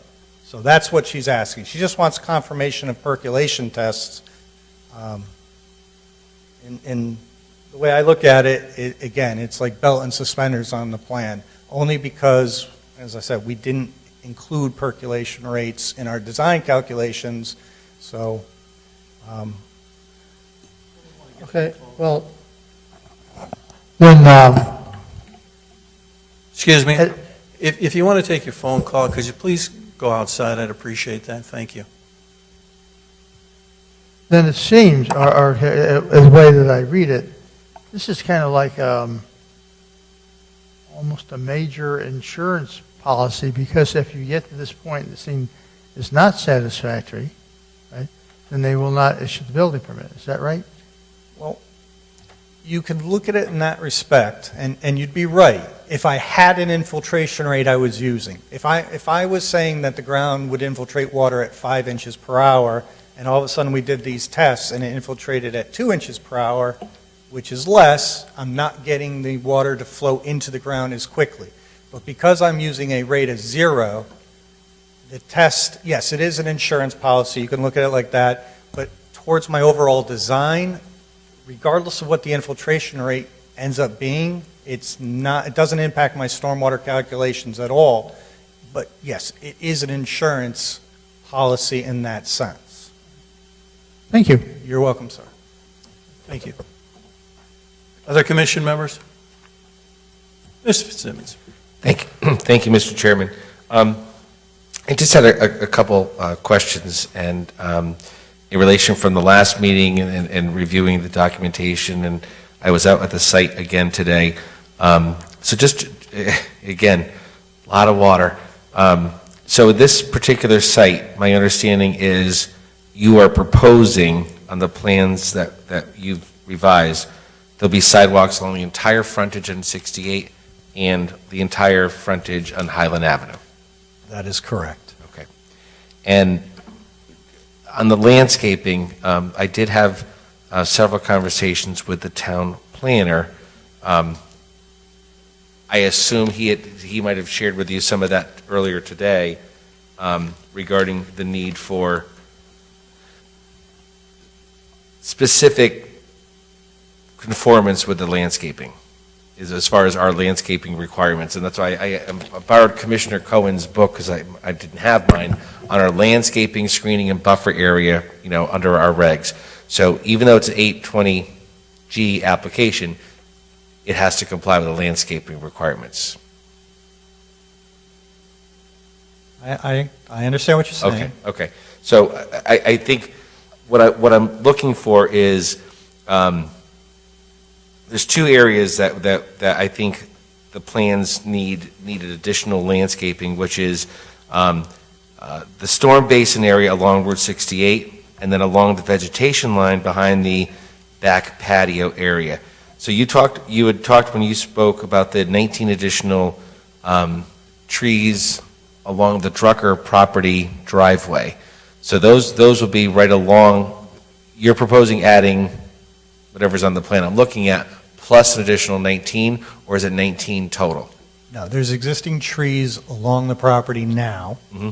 We're going to add 19 along there, basically to provide the Drucker property additional screening. Mm-hmm. And as I said, that's in addition to the 146 feet of woods from his property line, from the common property line, to our limited clearing. So, Is there an opportunity to add additional trees for screening purposes closer to your property, so to speak, or on your property, but, in the area where you want to have the gazebo, and now you're taking away the fire pit, but in that, because obviously today when I drove out, and again, I've been to the site and very familiar with it, you see it. So the 19 trees will certainly help the Druckers right? But I'm thinking your parcel, your property, is it possible to add additional trees closer to where you're building?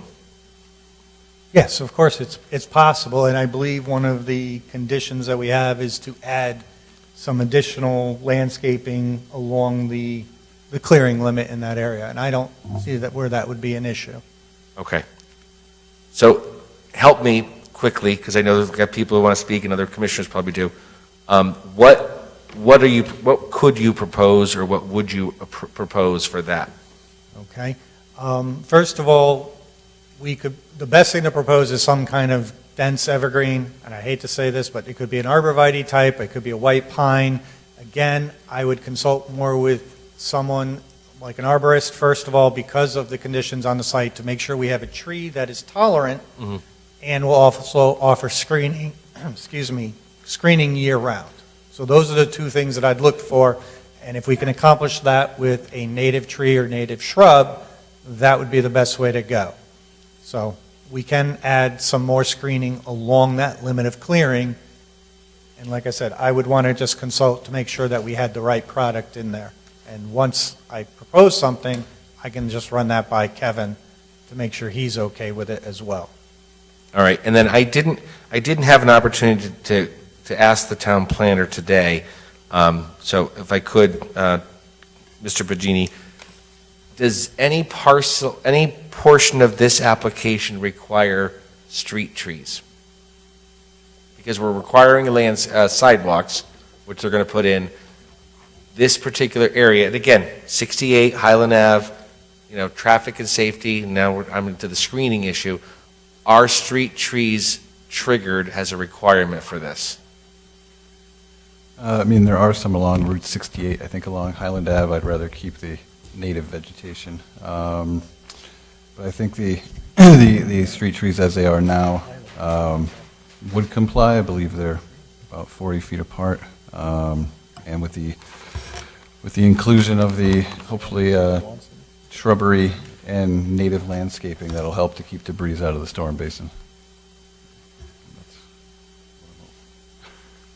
Does that answer it, or? I guess he wants to know if that's a yes or no. I'd say yes. Street trees are required, and does this plan conform to the requirement for street trees? Yes, but I could double check. All right. Mr. Giuliano, I think you wanted to Since you comment. asked about street trees, there are street trees, as Mr. Bugini said, along the frontage of Highland Ave. We kept them off the intersection for sightline intersection compliance. We have woods that go all the way along the frontage on Highland Ave. I don't know about you, but it doesn't make sense to cut down mature trees to put in new trees, and the same thing with Highland Avenue as well. And there is a huge right-of-way here anyway, so the trees would be way back off the property. So I believe we do meet the requirement for the street trees for landscaping purposes. Okay. Thank you. You're welcome. Thank you, Mr. Fitzsimmons. Other commission members?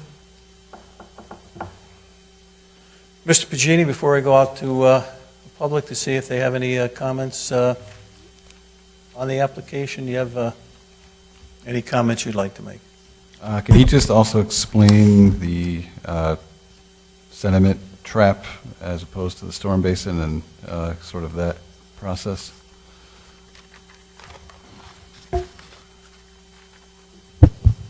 Okay. After discussions on the Durham Road project with the town engineer and Mr. Bugini, I realized that wetlands had approved this plan using the basin as a temporary sediment trap. That's the way it was approved. Allison is starting to look at some of the regulations, and while it's not recommended to do that, okay? So we've had to make other changes on other plans. On this plan, what I've decided, it's a rather small site, rather confined area. So to create a separate temporary sediment trap without using this area would not be beneficial to the wetlands or site design. It would actually cause problems with the construction. So what my proposal is is to excavate the basin only down to elevation 288, which is 2 feet above the final grade during construction. Allow the buildings and parking lot to get built, and then once the parking lot has been paved to binder course and the buildings are up, we would then come back through and excavate the last 2 feet out of this basin. And basically, on the erosion control plan, I have the entire narrative of what needs to be done and what's been updated there. So basically, as any sediments get into the basin, the concern is that those sediments are going to get into the ground and slow down infiltration rates and permeability of the soils. So that's the reason why the concept of using a basin area for a sediment trap isn't recommended, especially if you're using infiltration. Since we're not, I don't think it's a great deal or great concern, but again, I wanted to take the extra steps and make sure that we had to excavate out the basin to get to our final grade. So another 2 feet, and that would take out any of the fines or any of the sediments that got into this basin area during construction.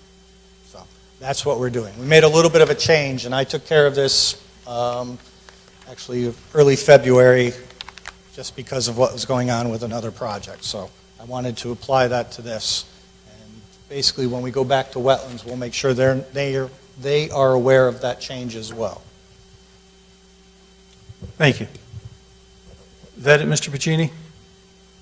Yes, and it does look like it does comply with the where feasible. Because it also says to the extent possible, existing trees, vegetation, and unique site features shall be retained and protected. So I believe that it does comply. Okay. And just before I go out to the public, we have that, just a very brief memo from our town engineer concerning 898 the Church Street biofilter. Mr. Pagini, just give a little bit of kind of background on that, if you would, please.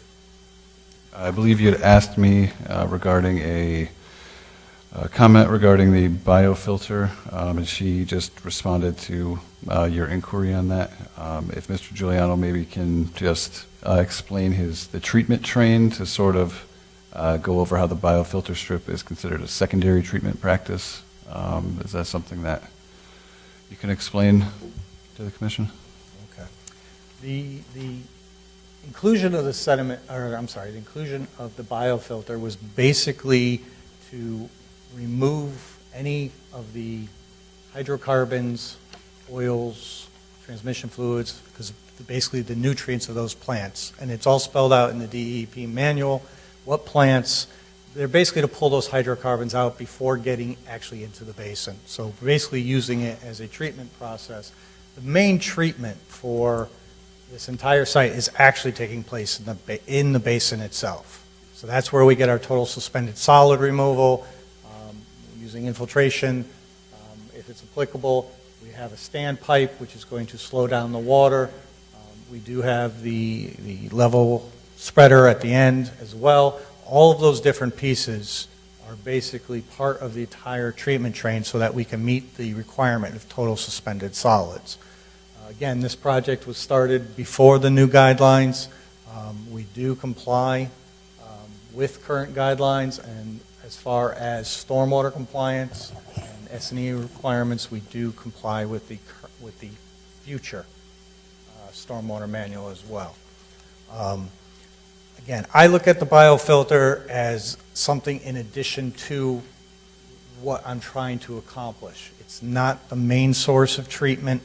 It serves a purpose to get the hydrocarbons and basically anything that would come off a vehicle, to get that material absorbed by nutrients before getting into the basin so it isn't transported downstream. Again, this was reviewed by Allison through wetlands.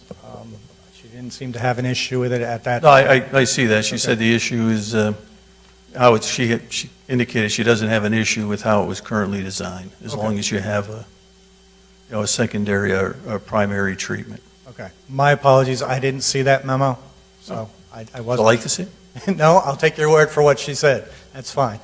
But if there's anything else I can answer, I'd be happy to. Okay. Well, at this point in time, I don't believe there's, commission members have any further comments. I will go out to the public. I think, as Mr. Benoit mentioned at the last meeting, this is not a public hearing, but we do provide the public with an opportunity to comment on the application. And when I reviewed the February meeting, I will have to say we've had many meetings where we've had a large number of the public come and comment, but I would certainly like to point out that I found the members of the public that did speak and all the members that were here at the last meeting, I found them to be, very courteous, and I thought they conducted themselves in a very, very professional and a very neighborly manner, unlike sometimes some of the meetings that we have. But again, I do realize when we're talking about development in people's areas where they live that sometimes people can get emotional, but do I commend the members of the public who spoke at the last meeting. So with that, I'll open it up to comments. Just please a show of hands of people who would like to comment on the application. All right. I tell you, we'll start with the gentleman on the end, then we'll go to the gentleman next to him, then behind, and then to the other individual. And just simply your name and address, and then your comments, please. My name is Dominic Santilli. I live at 5 Shangri Lane. I'd like to thank the commissioners for giving us the opportunity to present our concerns and questions tonight. And also I want to thank Mr. Giuliano for cutting my presentation in half with his modifications to the plan. Tonight we'll share concerns regarding safety and health issues found in the site plan. We'll also present data and information that we believe will create a quantifiable probability that a specific harm will occur if this plan is approved. In addition, errors and miscalculations have been discovered in the proposal with specific regard to the biofilter. A team of 3 engineers have performed deep analysis of the proposed plan, especially the water management plan, with concerns regarding questionable data presented to the Commission. All this will be presented by our next committee member, Jim Allen, and then to finish the 3 of us will be Paul DiMatti. I wanted to talk about the sidewalk issue, but I don't need to do that now because Mr. Giuliano and the applicant, the builder, has agreed to build one on Highland Avenue, and I thank them for that. I would like to bring to the Commissioner's attention that our committee filed a petition with the wetlands to have their permit, which was granted on the same project, to be revoked for a list of inaccurate data, miscalculations, and errors. This issue is now being studied by the Corporation Counsel, Janice Small, and hopefully will render an opinion soon. Let's see.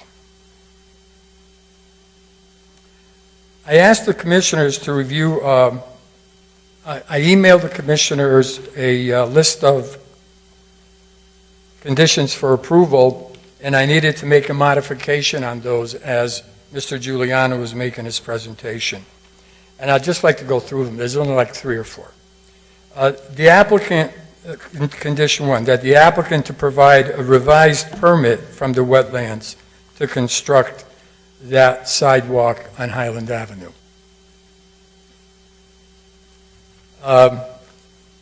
That the commission require a deed restriction to be written in the property deed that will allow no more than a maximum of 2 residents per unit. Over the years, we read in the newspaper where there might have been a fire or an accident or something where in some multi-units in town, there might have been 8, 7 people living in one apartment unit, 2-room unit. So we're very concerned about how many occupants will be living in each one of those 22 units. And we're also very concerned about the effect that the work on this site and this site existing there, the effect it will have on the well water for the neighbors. We're very concerned about that. We've been told that, well, you know, you need to test before, and then you have to have tests after, and that's how you make a determination if there's been some kind of negative effect on the drinking water, let's say. Well, let's say one of our neighbors has a pre-test, has a current test data because he just moved in recently.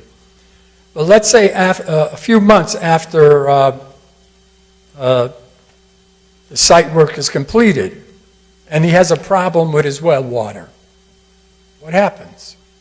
So we're asking that a large amount of a bond be placed for at least a year to cover any costs that might arise due to contamination of drinking water from the wells.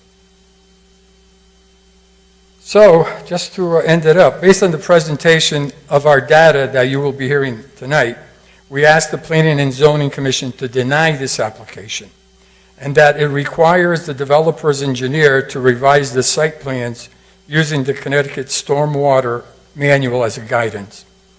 In addition, we also asked that a peer review be performed by a certified professional engineer, since the data that we will be submitting tonight will show a difference between what was presented by our committee of engineers and that of the applicant's engineer.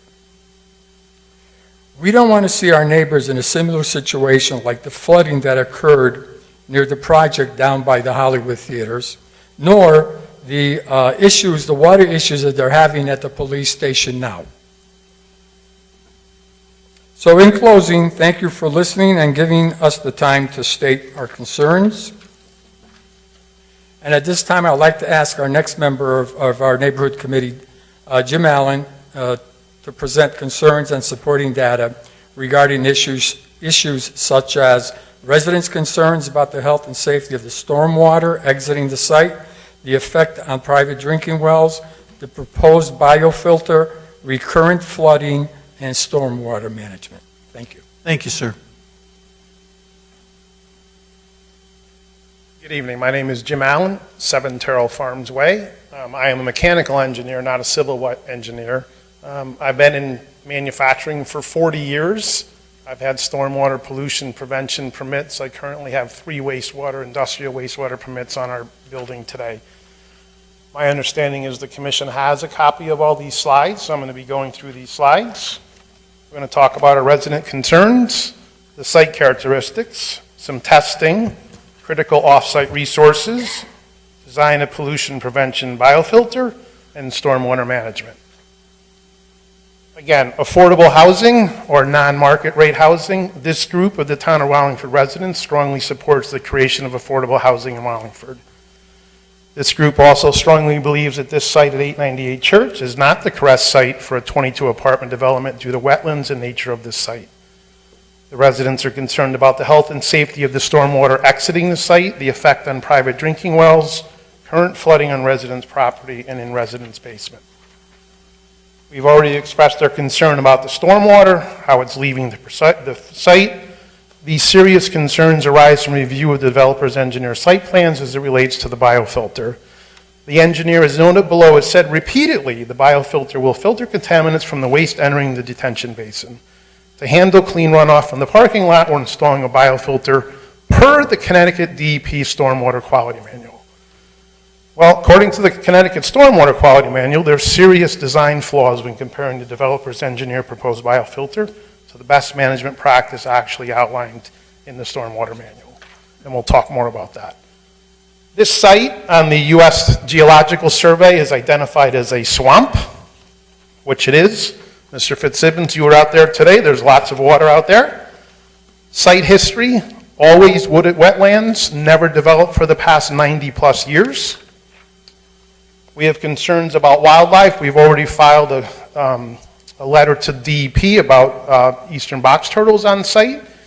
You can see a picture on the stake from the test pits. It's in a vernal pool of water on site. We find it very interesting that none of the test pits saw any water, yet there's objective evidence that shows one of the pit markers is in a pool of water. I find that very interesting. Developer engineers has stated that the test pits were dry. They were dug during dry season.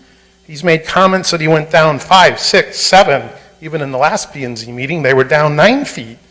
Well, interestingly enough, one of the pictures in his presentation, it's only down to 4 feet.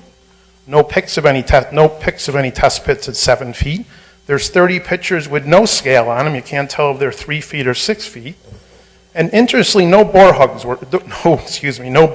were dug.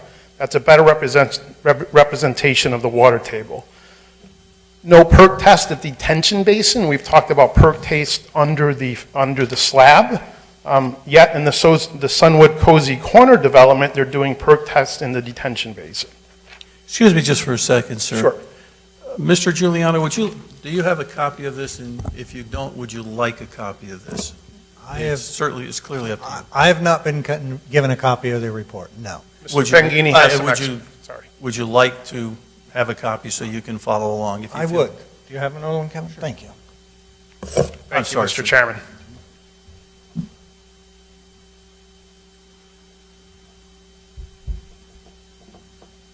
Our understanding within Appendix D of the Stormwater Manual, you're supposed to put out a map with the local wells on it.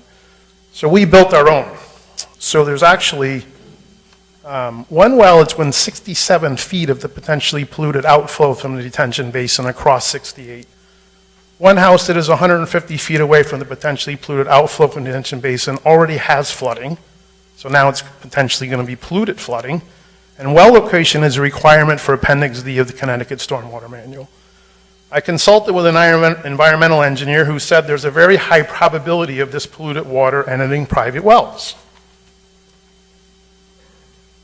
Talk a little bit about the town attorney's letter to the P&Z board dated January 10th, 24. Our issues are not related to 830G. They're related to the handling of stormwater on the site and the quality of stormwater leaving the site. More than our concern, as she notes, digging on site affecting wells. We're concerned about the health and safety of the stormwater exiting the site, the effect on private drinking waters, and current flooding.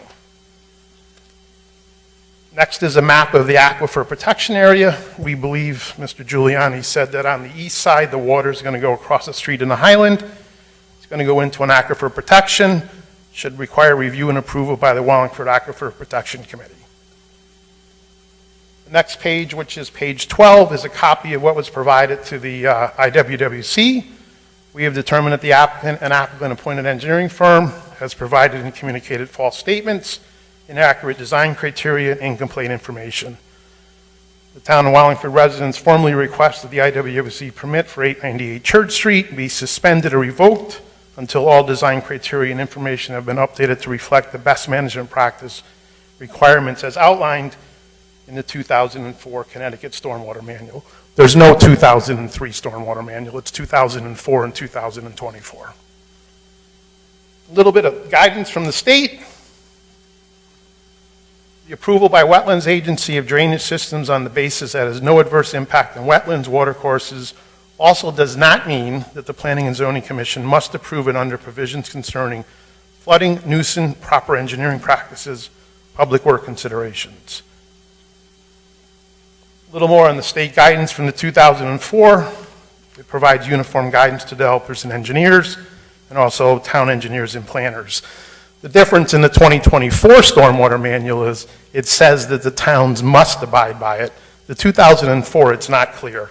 Although the Connecticut DEP MS4 general permit requires municipalities, require local requirements to meet or exceed the guidance in the manual.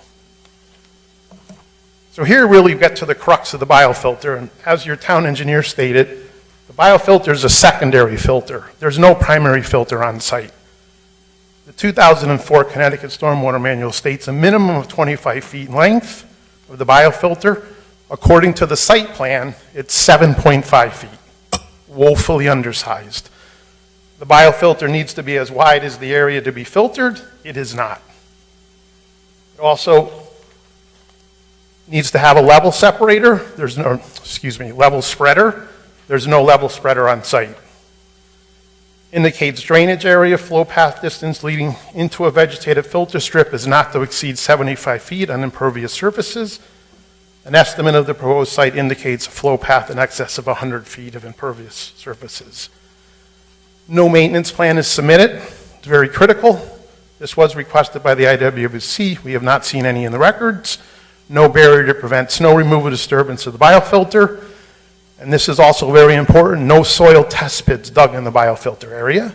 And it is listed in the Connecticut Stormwater Manual as a secondary treatment, not primary.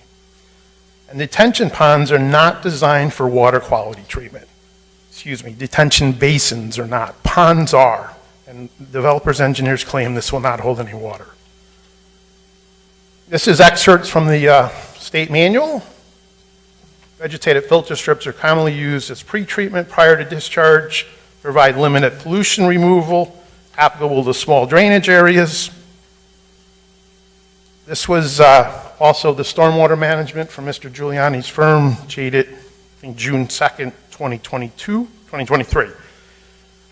States that all stormwater will pass through the biofilter and into the detention pond. There's 3 yard drains directly into the detention basin, trash dumpster located off the building. Where's that going to go?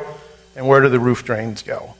There's also 2 storm sewers with only sediment chambers discharging in the swale. They don't go into the detention basin. There's an oil water separator listed on the plan, nothing noted on the site plan. And it's interesting that if we have an issue, we contact the Branford Inland Wetlands Commission. Not sure where that came from. This impervious cover statement is also from the Connecticut Stormwater Manual. Research nationwide has shown that impervious cover in the watershed reaches approximately 10%. Ecological stress becomes clearly apparent. Beyond 25%, water quality becomes degraded. Again, 1 acre is 43,000 square feet. Yes, there's 7 acres on site, 4 acres are wetlands, 3 are not. 3 acres is about 130,000 square feet. Of these 3 acres, 27,920 is going to be impervious, or 21.3% of the non-wetlands will be covered with impervious materials. So there's definitely going to be an effect on the water quality. Interesting little chart here about contaminants from parking lot runoff. This was pulled out of University of South Carolina, or Southern California study. And you kind of go down those chemicals, it's quite the interesting cocktail of chemicals. Polycyclic aromatic hydrocarbons, which come from coal, crude, and gasoline, and scientists consider several of these pH and some specific mixtures to be cancer-causing chemicals. Private wells, Dom talked a little bit about, there's a lot of private wells around this development. They're not noted on any site plans.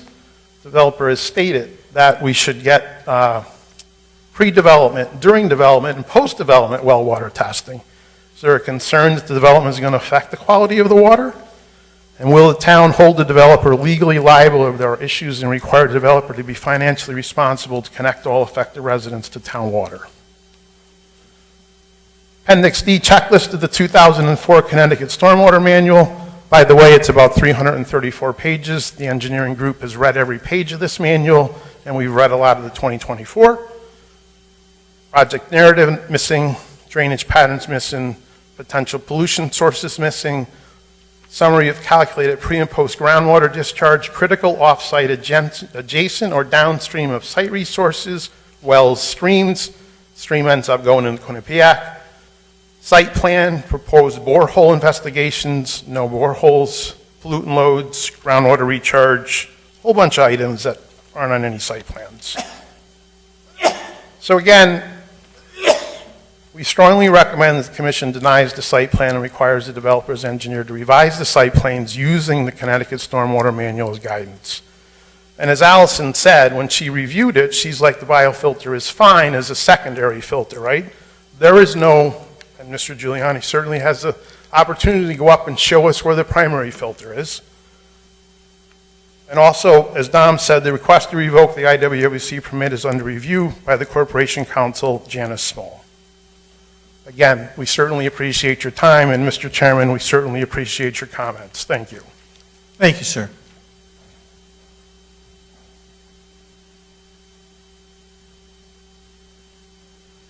Good evening, Paul DeMatti, 4 Shangri Lane.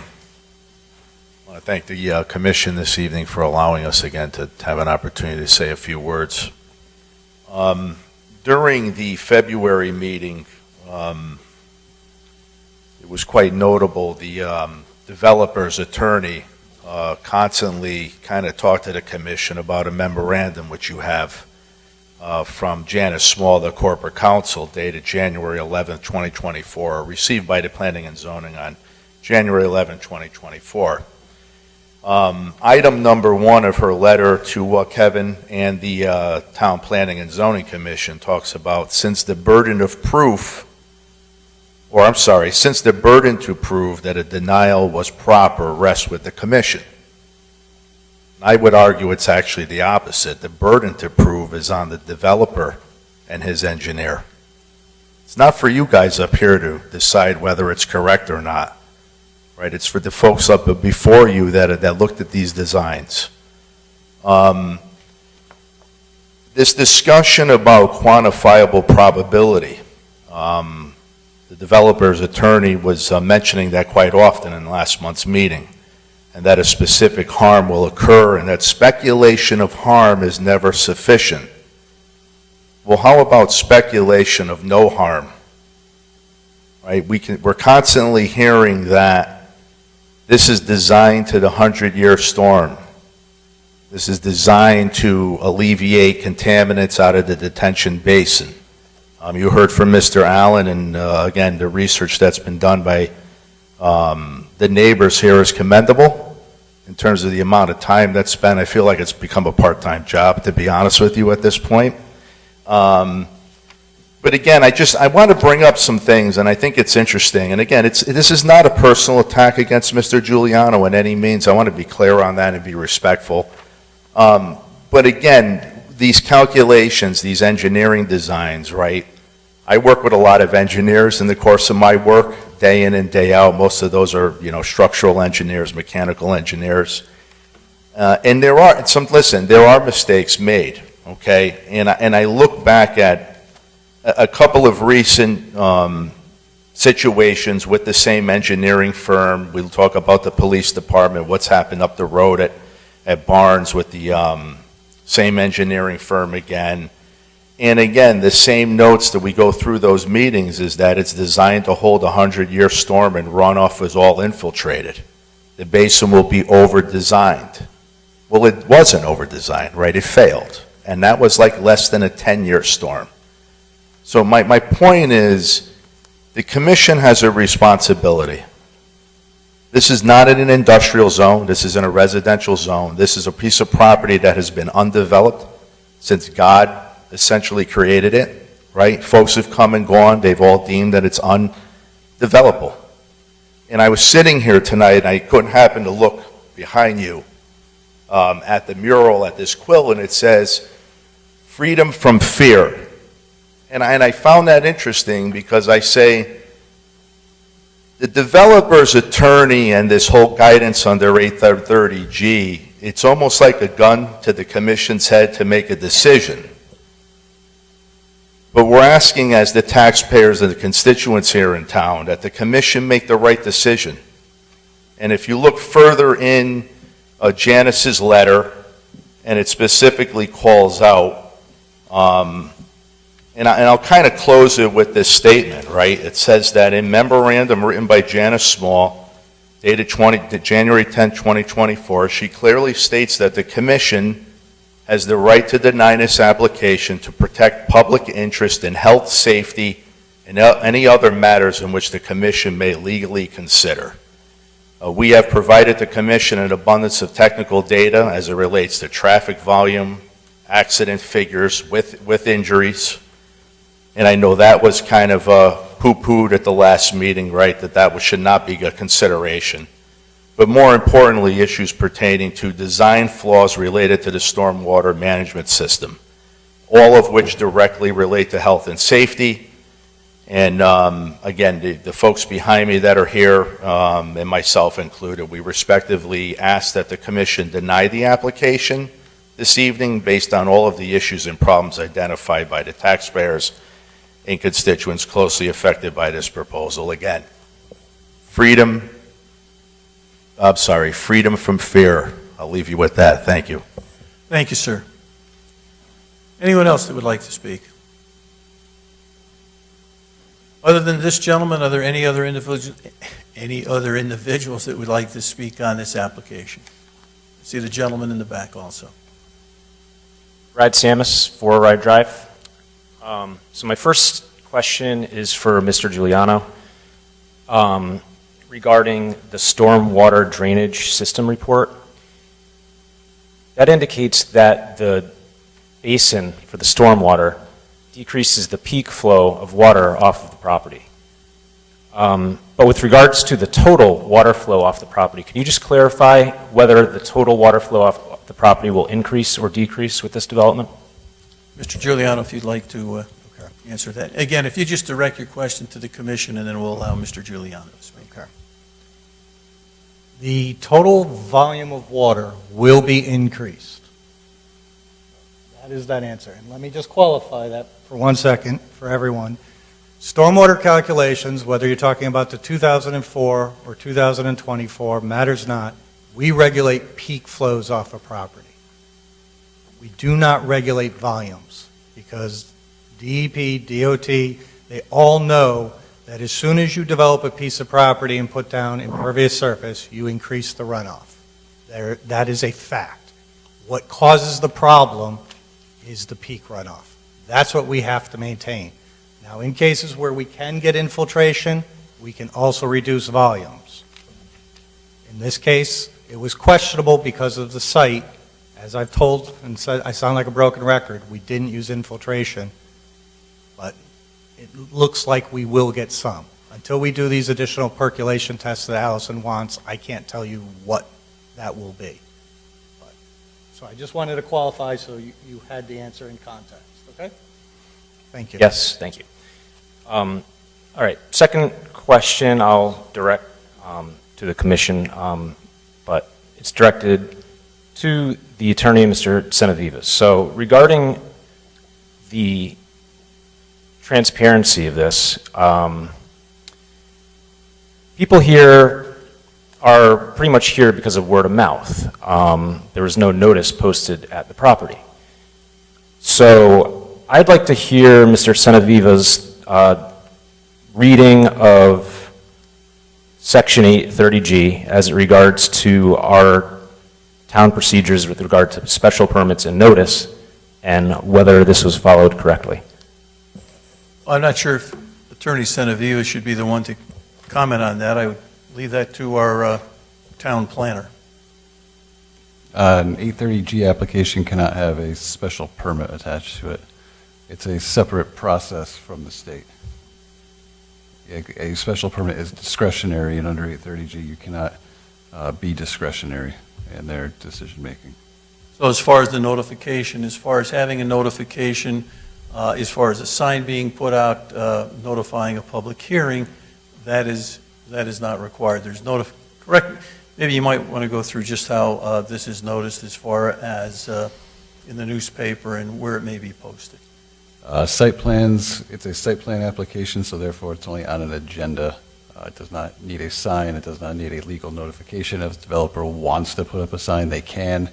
1136 Durham Road is a re-subdivision and therefore required a legal notice. So I took Section 830G, copied it and pasted it into Microsoft Word. It was almost 7,000 words. There's a feature where you could search for words within the law. And I searched for the phrase special permit, special use permit, and they didn't come up at all in the document. So it seems to be a little different than what I'm hearing. I guess I'm not quite sure how that's different. Well, my understanding is that I was told just now that Section 830G allows the town to bypass what would otherwise be a special use permit. But the word and the phrase special use permit is not in Section 830G. But it's not, again, I'm not sure if you'd like to clarify that or not, but it doesn't say that you require or there's a need for a special permit or any type of special notification. Well, would this use conform with the existing zoning law? Excuse me? With this, I don't want to get into a large discussion, but we've had these conversations with our corporate counsel, and she has assured us the way we're handling the 830Gs, excuse me, is the way that they should be handled. Okay. I mean, we can, again, I don't want to be argumentative. We can kind of go around in a circle with it, but I think we're going to wind up where we are right now. And third and final, this is just more of a point than a question. Sure.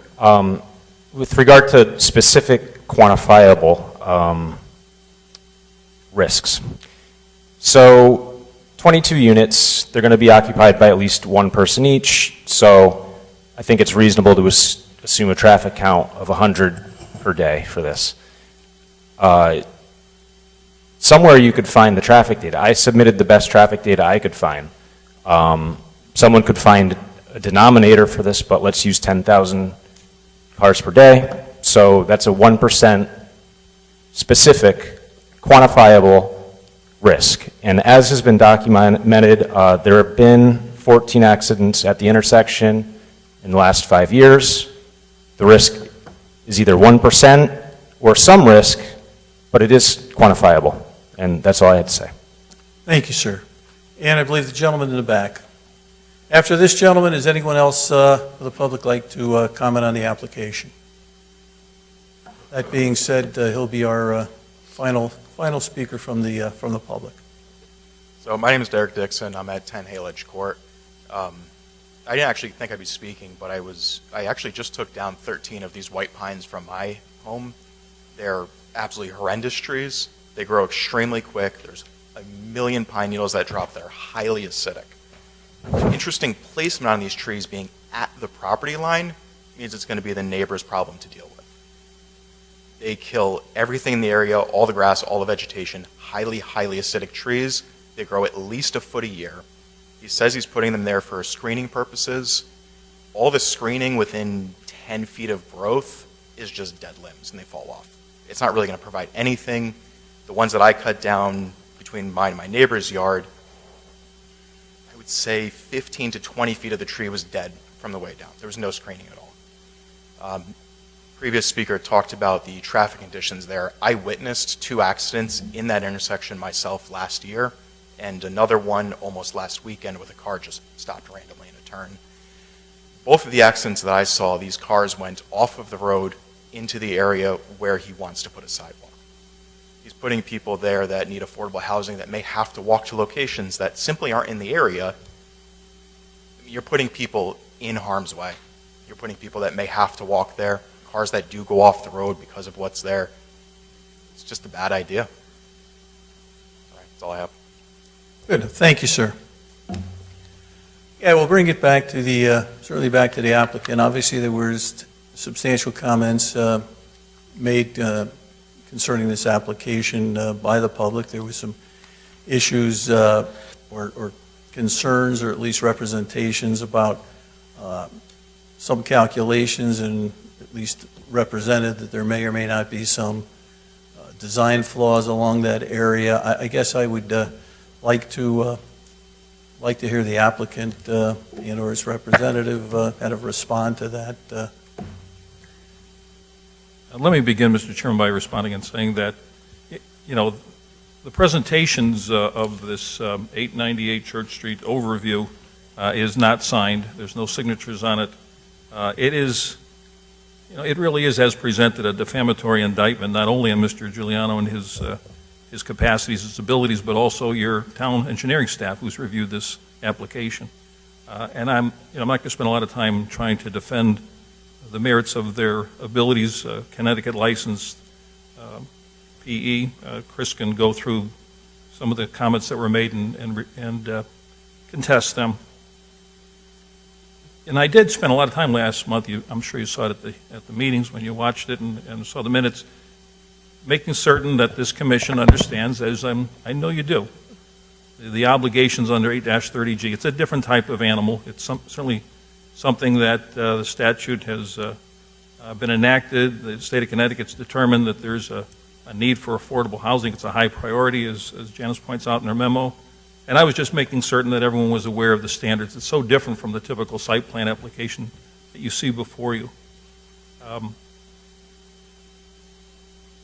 there has, what is a quantifiable probability of a specific harm? It's not speculation. It's not, putting together a list of memos or articles from different pamphlets in different locations. It's a plan. And that plan's been submitted. This was like a adjudication of the wetlands application. That's already been approved. I suspect I know where Attorney Small will come down on the issue of revoking permits. There's an appeal process that can be honored. I think that time has come and gone. In any event, I'll turn it over to Chris, Mr. Chairman. I think he can respond to some of the specifics. But I will say that these plans are vetted by a very competent town engineer, let alone designed by a very competent local PE. Thank you. All right. First, I want to start off, I believe it was Mr. Allen. If it wasn't, I do apologize. He said something about, attacking me personally. I don't take any of this personally. I've been doing this too long to take it personal. So I understand their concerns. I've dealt with public concerns, and I try my best in every situation to hear what comments are made and see how we can address those, such as adding the additional screening along the property line with Drucker. And again, with respect to what Mr. Dixon from Halage Court just said, that white pines might not be the best thing. Okay, I will take a look at that. I already have to deal with some of the other landscaping and verification of what plants. I'll look at something there as well and run it by Kevin. Maybe white pines aren't the best thing, but that's easy enough for me to deal with, and I don't find that to be a big deal. Again, I'll reiterate what Attorney Senaviva said. This project was reviewed by the town's professional engineer. She has signed off on my drainage calculations. It was also reviewed by the environmental planner for environmental concerns. It was signed off by her. We got our wetlands approval. We couldn't have done that if we were if we had errors and omissions in this. We just couldn't have gotten through that process. Okay. Again, they mentioned wildlife and things like that. Even on the wetland side, that generally is not part of this process. We also had an environmental scientist that looked at this property. O&M, the operations and management, that was submitted both on the wetland side and the planning and zoning side. And there was a mention about a barrier to this detention basin. We have a fence now going all around it. Previously, it was just on the parking lot side. Now it's all around based upon comments from the public. So, let's see. I believe we've answered traffic and everything else with respect to that. I'm going to go on the record. I normally wouldn't do this, but the public has brought up the issues at 86 Barnes Road and 100 Barnes Road. While they don't have anything to do with this project, my office is involved, and everyone seems to want to group all these various projects I'm doing together, which is fine. 86 Barnes Road, there's a problem with erosion control out there. There was. That was the fault of the applicant developer. He did not install the erosion controls per plan. He got caught with his pants down, and he's paid 2 months of dealing with the Wetlands Commission on a cease and desist notice. They just lifted it last Wednesday because he now has that site under control. He now has his adjacent site at 929 North Main Street Extension under control. So that's a dead issue. With respect to 100 Barnes Road, the police station, basically it was said that the basin has failed. It has not failed. What happened is when we put in the curtain drains, or when the builder put in the curtain drains for the firearms building and the maintenance building, they intercepted groundwater. We have a high groundwater condition, which we did not have in 2022 when we did borings on that site and when everything was designed. So we are pumping groundwater. We're not pumping it.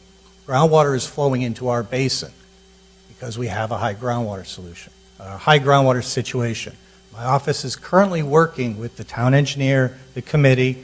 We actually even have a third-party review going on for our solution to be able to get that groundwater that's coming into the basin out of our basin so we get the full capacity for stormwater events. No one could have anticipated high stormwater conditions back in 2022. It happened. We did get a storm, and there have been erosion issues because of that on the basin. And everyone has been proactively working on that. I will take the punches for that. That's fine. But that is a situation that no person could have foreseen. Okay? I just want to make it abundantly clear. It did not fail. Okay? I stand by what I design. I always go above and beyond. I am very conservative in what I do. You all know me. You've all seen me. And if I've ever misled you, I hope you called me out on it. But I stand by my work. And I will, if I make a mistake, I will own it. And that is my word as a professional and an ethical engineer and land surveyor. So I'm going to leave you with that. Thank you. Anything else from, Yeah, again, the record, you have the record. I mean, it's complete now. If you close the public hearing, there are the only reports that have been provided to you that have been prepared and signed by a Connecticut licensed PE are those provided by the applicant. The only Connecticut licensed PE who's reviewed the plans is your town engineer. Anything else that's been provided is, I think, should be considered to the level of its sophistication. It's not. It wasn't professional information provided to you that would be required for this commission to even reach a concept of quantifiable probability of a specific harm. And even if you did so, you'd have to come up with an alternative that was best suited to resolve that. That's the burden on the commission. It's not one that I've created. It's one that the legislature created. So I think Chris has done a job that's meets all of the requirements. It's been vetted by your staff. I know Mr. Pagini spent an awful lot of time on this application, and hopefully the commission who's done the same feels comfortable with the presentation. Thank you. thank you. Comments from, any comments from commission members? Any questions for the applicant? Any further comments? Mr. Cohen. Thank you, Mr. Chairman. I've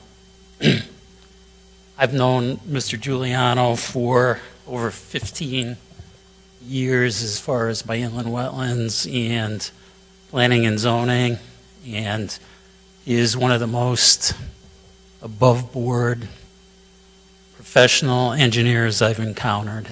I highly respect Chris, and you know what he said is true. He's honest, he's dedicated, he knows his craft. And, you know, when he says something, it's right. So, he has my total respect.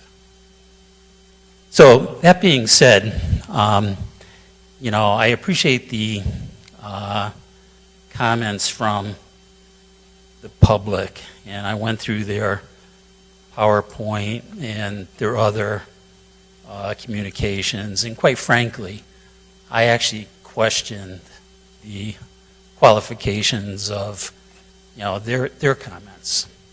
You know, there's a mechanical engineer, but in my mind, what were the other professional qualities that they had to make these statements, you know, opposing the opinions and work of our professional engineers. So that was something that really, you know, struck me when I went through this. So that being said, the one thing that I really picked up on as far as the residents' concerns were, you know, the picture of the box turtle and the vernal pool. I know there's vernal pools out there because I go through there all the time. And my initial reaction was, where was that picture of that box turtle taken? Because it looks like it's on somebody's front yard with the grass there. Now, the area that's being proposed is a viable habitat for the box turtle. So, in our conditions of approval, I would like to see that the applicant do a box turtle search of that property. We've had that done in the past for other sites. I believe we did that for Bristol Myers. And there's special techniques if they do happen to find a box turtle to put a monitor on it and, know its whereabouts during construction. Box turtles have a very limited area in which they can survive, so, if there is one or others found, they really can't be relocated, too far out of where they're found. I think it's, a square mile or, less than 2 acres, but it's a very small area. So I'd like to have that, as a condition of approval before they start construction, to have, a scientist go out there and do a search for that. And as far as the vernal pools, I'd also like to make a condition of approval that any construction be done after the breeding season, after those vernal pools dry up. And I believe by April or May, any amphibians that do breed in there, should be done with their breeding season.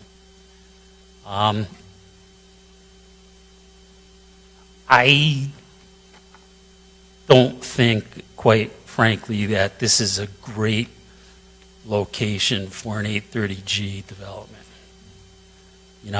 Again, it goes against all the state recommendations as far as location to, bus lines and rail and grocery stores and things like that.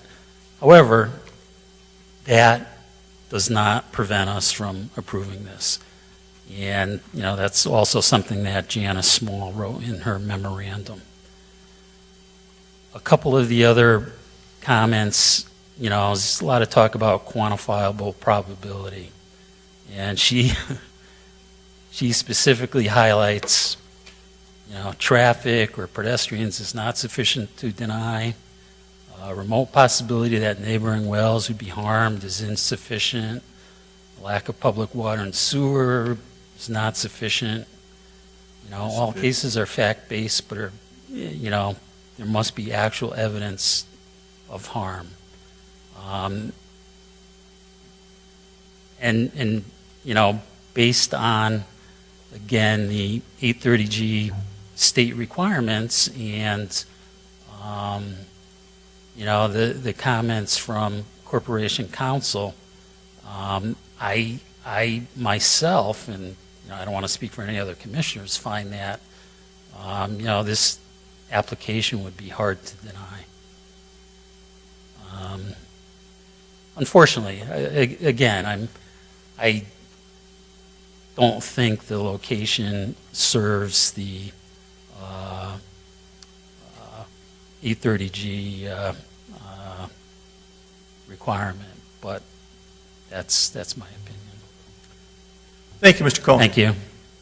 Other commission members? Mr. Fitzsimmons. Thank you, Mr. Chairman. Before I say some comments, I actually just had a question through you to the town planner. Sure. The first resident who spoke, Mr. Santilli, his email to the town planner of the 10th, he requests as a condition of approval that a deed restriction be written in the property deed that will allow no more than a maximum of 2 residents per unit. Is that something that we can consider? Did you just have an opportunity to discuss it with Corporation Counsel? I was intrigued by that, but I didn't have a chance when we were discussing, you and I were discussing things today, to ask that question. No, I have not.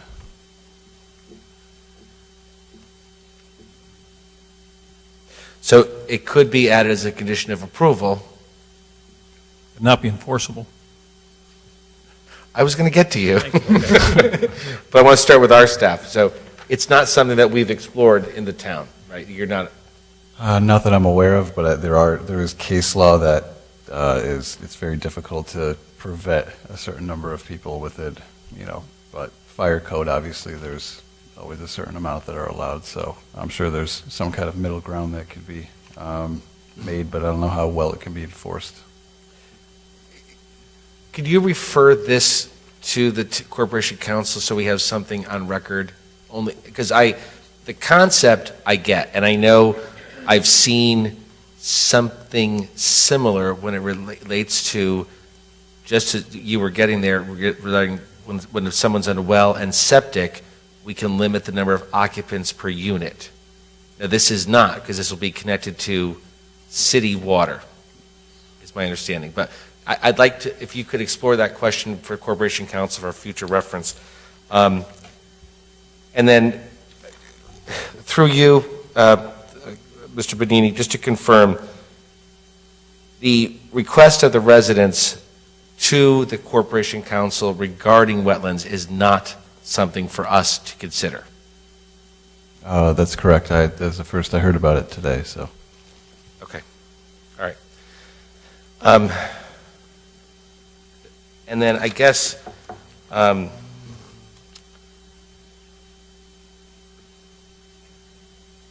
you stated at the beginning, Mr. Chairman, we're out of time. So this is decision time. So I guess if it's okay with you, I'll make some comments.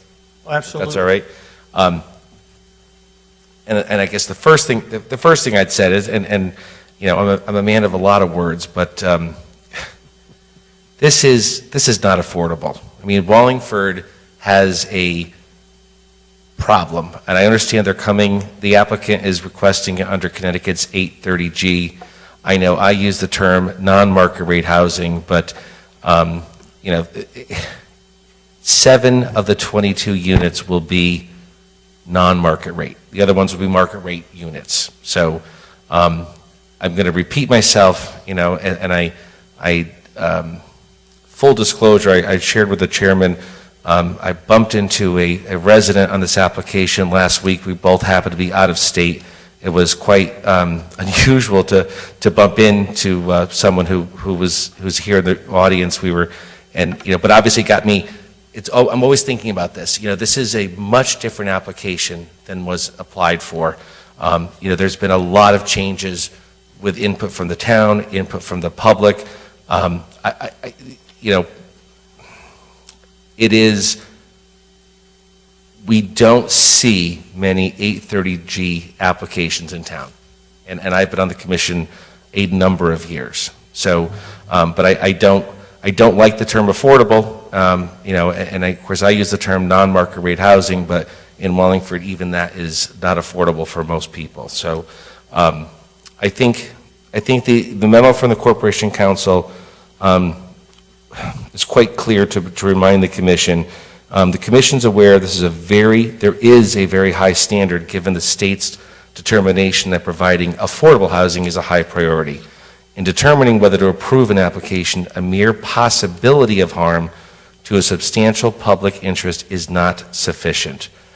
There must be a quantifiable probability that specific harm will occur.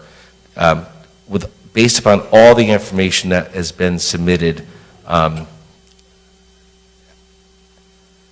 don't see that I have a choice on this, and I do think that this is something that, as I said, is a much different application than was submitted many months ago. We did get commitment from the applicant. It's 40 years of affordability. It is only one-bedroom units. I've already said it, the location doesn't really scream to me that this would be great housing for someone for affordable, because it just, you know, it doesn't work, but it's what's before us. And one-bedroom units would not encourage families. So I do have some questions when it gets time to the motion regarding the box turtles, but I'll save that from Commissioner Cohen. But I I thank, as you did, Mr. Chairman, I do thank the public for their input, because I think your input has changed this application. I think the public safety, the screening, the trees, the gentleman talked about the white pines, I think the final landscaping will have to be resolved pre-building permit, but I do think it is a much different application than was applied for. One question through you, Mr. Chair. Am I correct, looking through all the paper I have, the last memo we have from the town engineer is December 4th? I have nothing more current in my pile.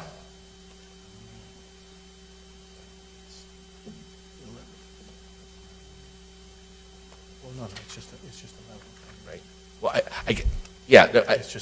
you're pointing to the email we received today, but I guess through the town planner, there's no required or suggested conditions of approval from the town engineer other than her December 4th memo, is my question. Correct, plus the conditions of approval that were added regarding the basin and the percolation test. That's today's email? No, that was just added as part of the conditions of approval. Okay, but it's a condition, it's not a separate memo, it's just it's suggested as a condition. Thank you. Yes. Okay, thanks for the clarification, sorry. Thank you, Mr. Fitzsimmons. Other commission members, any comments? Mr. Allenson. Thank you, Mr. Chairman. This is a complicated application, and I think a lot of the complication has really been vetted by the public and by the applicant back and forth. What I've heard over and over again is the insufficiency of the language, the statutory language of 830G. And the problem is that the legislature enacted this statute, and we're bound by this statute. And I understand a lot of the public's concern with the way the statute is and inferring possible legislative intent and all of these other pieces that are there, but that's not in the statute. And the legislature could have done a better job with it. And I think we're seeing that failure. And I think we all feel the same constraints here. And the public raised some amazingly intuitive failures in that statute. And I commend all of you for that. And thank you for the well thought out presentations. But I have to agree with Mr. Fitzsimmons that while this is not what we believe 830G envisions, it doesn't prohibit it, and it ties our hands in a lot of ways. So I'm not gonna beat that dead horse anymore. I did want to also mention the proposal of the deed restriction. I think that's extremely creative, and I think that is a wonderful idea. And the problem that I see is if one of these units is rented to a couple and they adopt or they have a child, they're now in violation of the deed restriction. And that's a problem. I think that presents a constitutional problem. I think that presents a fair housing problem. I'm not going to guess what Corporation Counsel will say, but everything before the but, as we know, right? But I see major problems with that type of deed restriction. It's extremely creative, and I commend you guys for coming up with that. I don't see how that can work. Thank you, Mr. Chairman. Thank you, Mr. Allenson. Other commission members? Yes, Mr. Sanders. Thank you, Mr. Chair. I echo the comments of fellow commissioners, and Mr. Giuliano, thank you for your reply to the questions that I sent over. Understood them, and I am not a civil architect, so I appreciate you putting it in language that I can understand.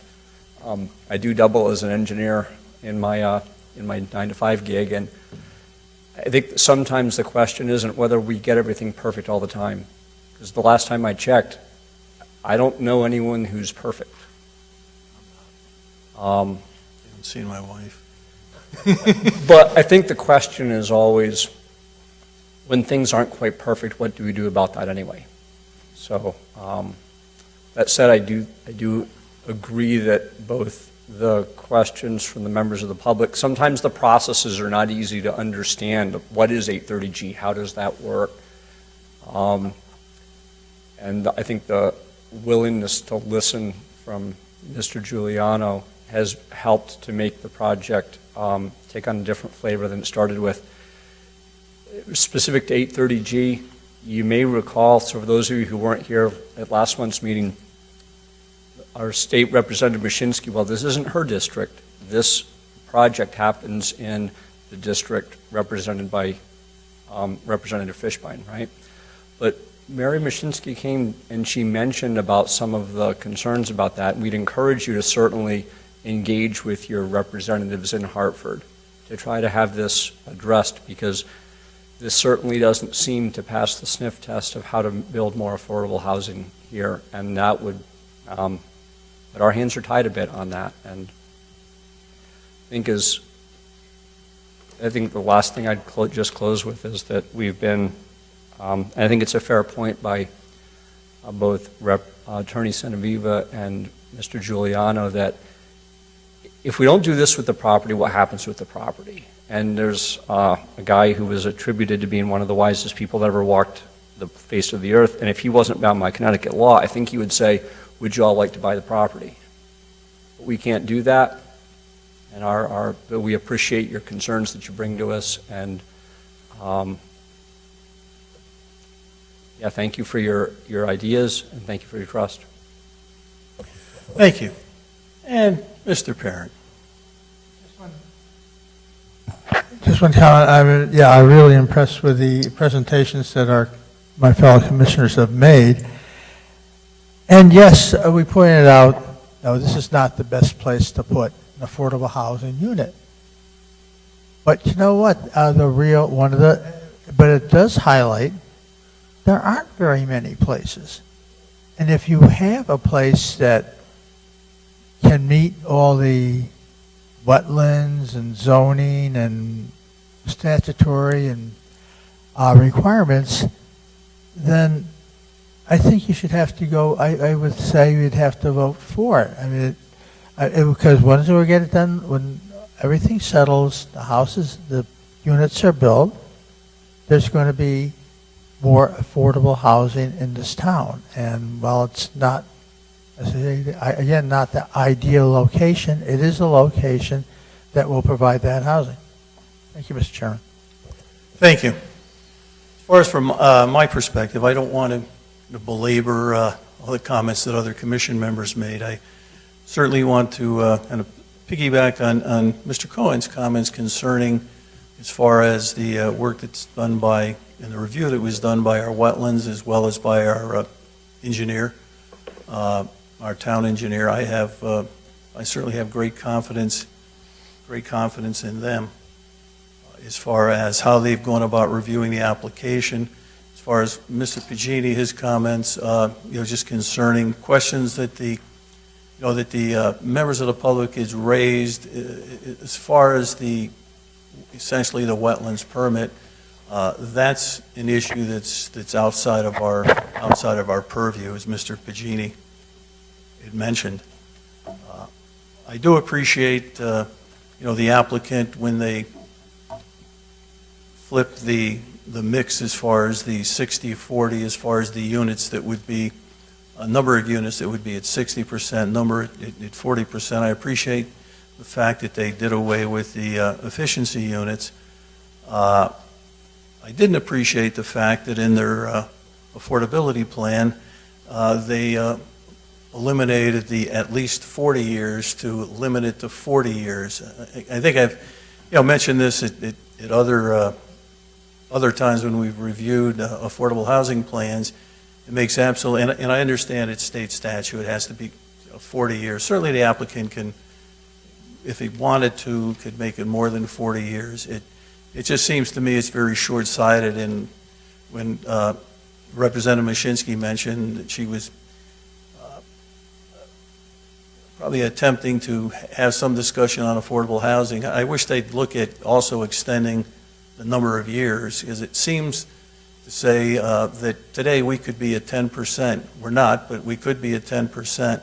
As some of these units roll off in X number of years, then we're seeing the affordable housing number go down. So it makes absolutely no sense, and I don't think in 40 years any one of us thinks that we're not still going to have an issue concerning affordable housing. I know there's been comments as far as the location. Yeah, is this the best location for a development like this? I look at other affordable housing projects that were approved by this commission. We had one that was approved 6 months ago or so out on North Farms Road. That's not near our downtown. It's not near public transportation, but it was approved. Is it an ideal location? Maybe, maybe not. We talk about who we're targeting for affordable housing or below, as Mr. Fitzsimmons liked to refer to it, below market housing. One of the things that we target or would like to see is if you have young professionals that are just starting off, if you have individuals that are in public safety that may be just starting off, need a place to live that's affordable, that's below market. So you may very well be providing some housing for that. So this affordable housing, below market housing, whatever we'd like to call it, is just not for people who don't have cars or relying on public transportation. Yeah, would we like to see more housing toward transit-oriented district, more that's downtown? It's unfortunately something that it makes it difficult for the commission to drive on that. That's up to developers to be able to find property and be able to find individuals that are willing to sell the property. We have our incentive housing zone, which is in the center of our downtown, near the old train station. We're trying to encourage development in that area. We had an application that came in, which we approved for housing, but it was residential. It was at market rate housing. So, again, it's something that's difficult for the commission to drive.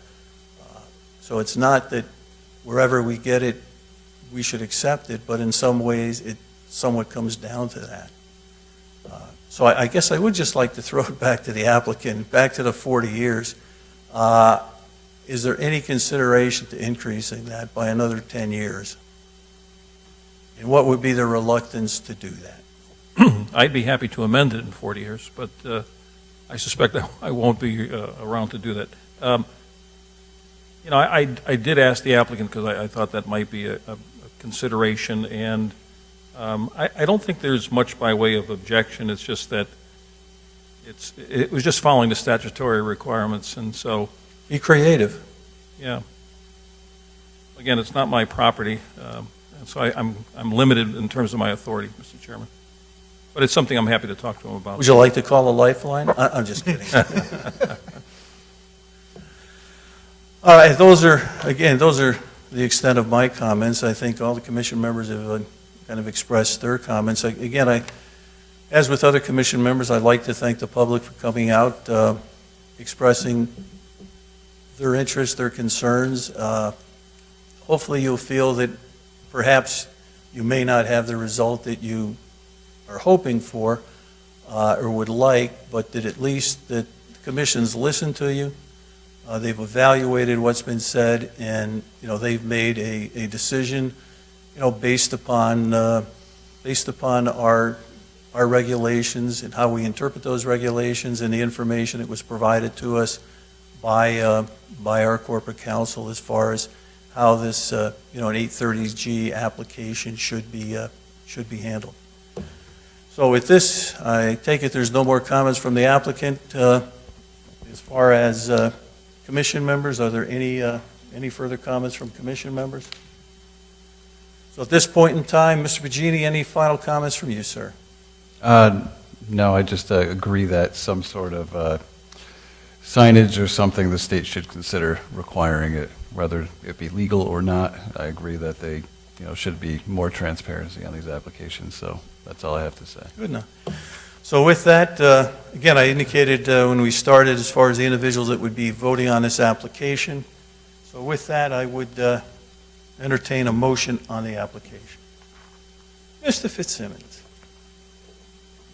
Mr. Chairman, based upon the totality of the record, I move the commission approve a site plan request for Beretta under statute 8-30G to construct a 22-unit multifamily residential development with associated parking at 898 Church Street, Yalesville, on plans entitled Multifamily Residential Development, 898 Church Street, dated June 2nd, 2023, and revised to 2/29/24, subject to the following conditions. Number 1, all comments from the Wallingford Fire Marshal's Office. 2, comments from Wallingford's Town Engineer Allison Kupinski, dated December 4th, 2023.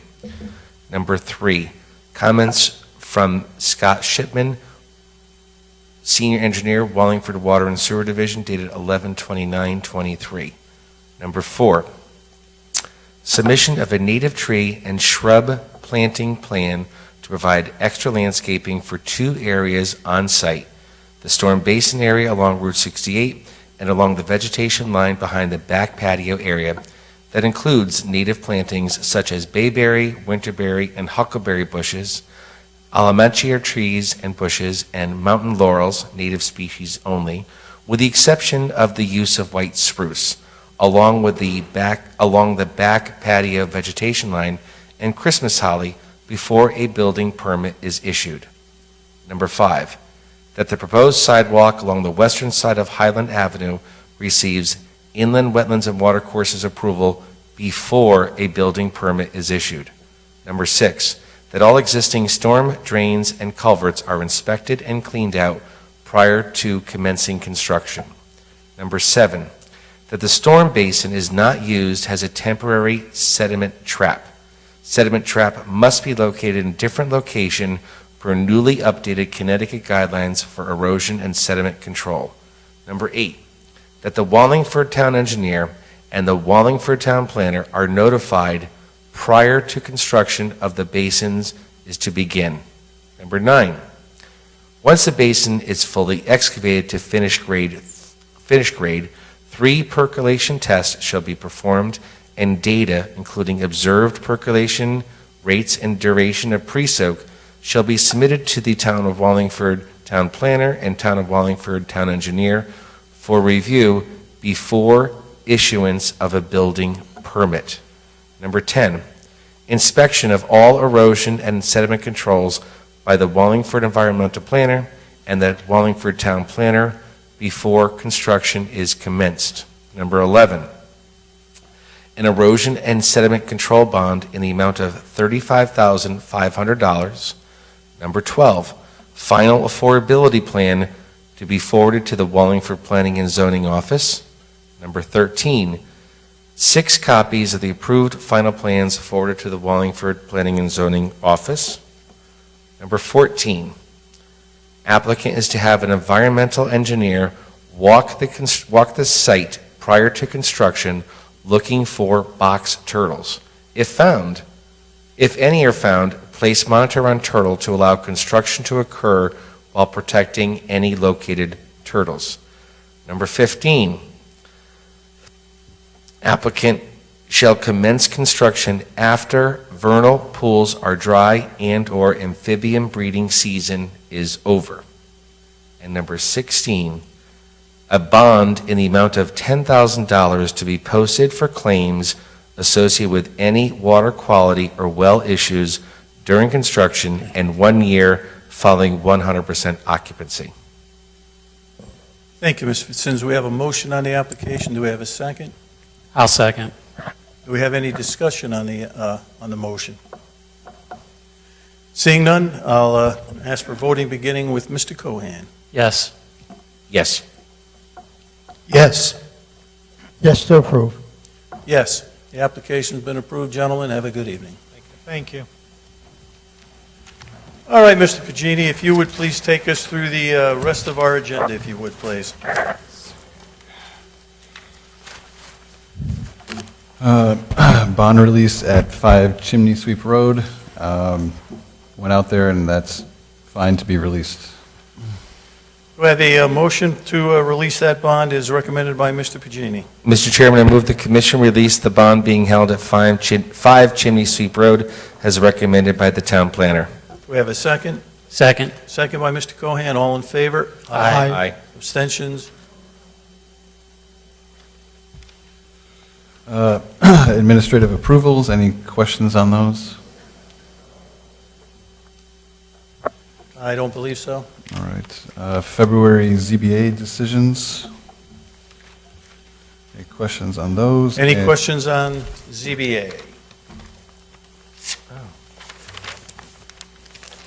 And any questions on ZBA notice for March 18th, 2024? Any questions on the March ZBA agenda? Seeing none, if there's no other business coming before the commission, I would ask for a motion to adjourn. Before that, I'd encourage everyone to get some good night's sleep before our next month's meeting, given the number of items that are on the Yes. agenda. Absolutely. Again, I'd entertain a motion to adjourn. Mr. Chairman, I move to adjourn. Second.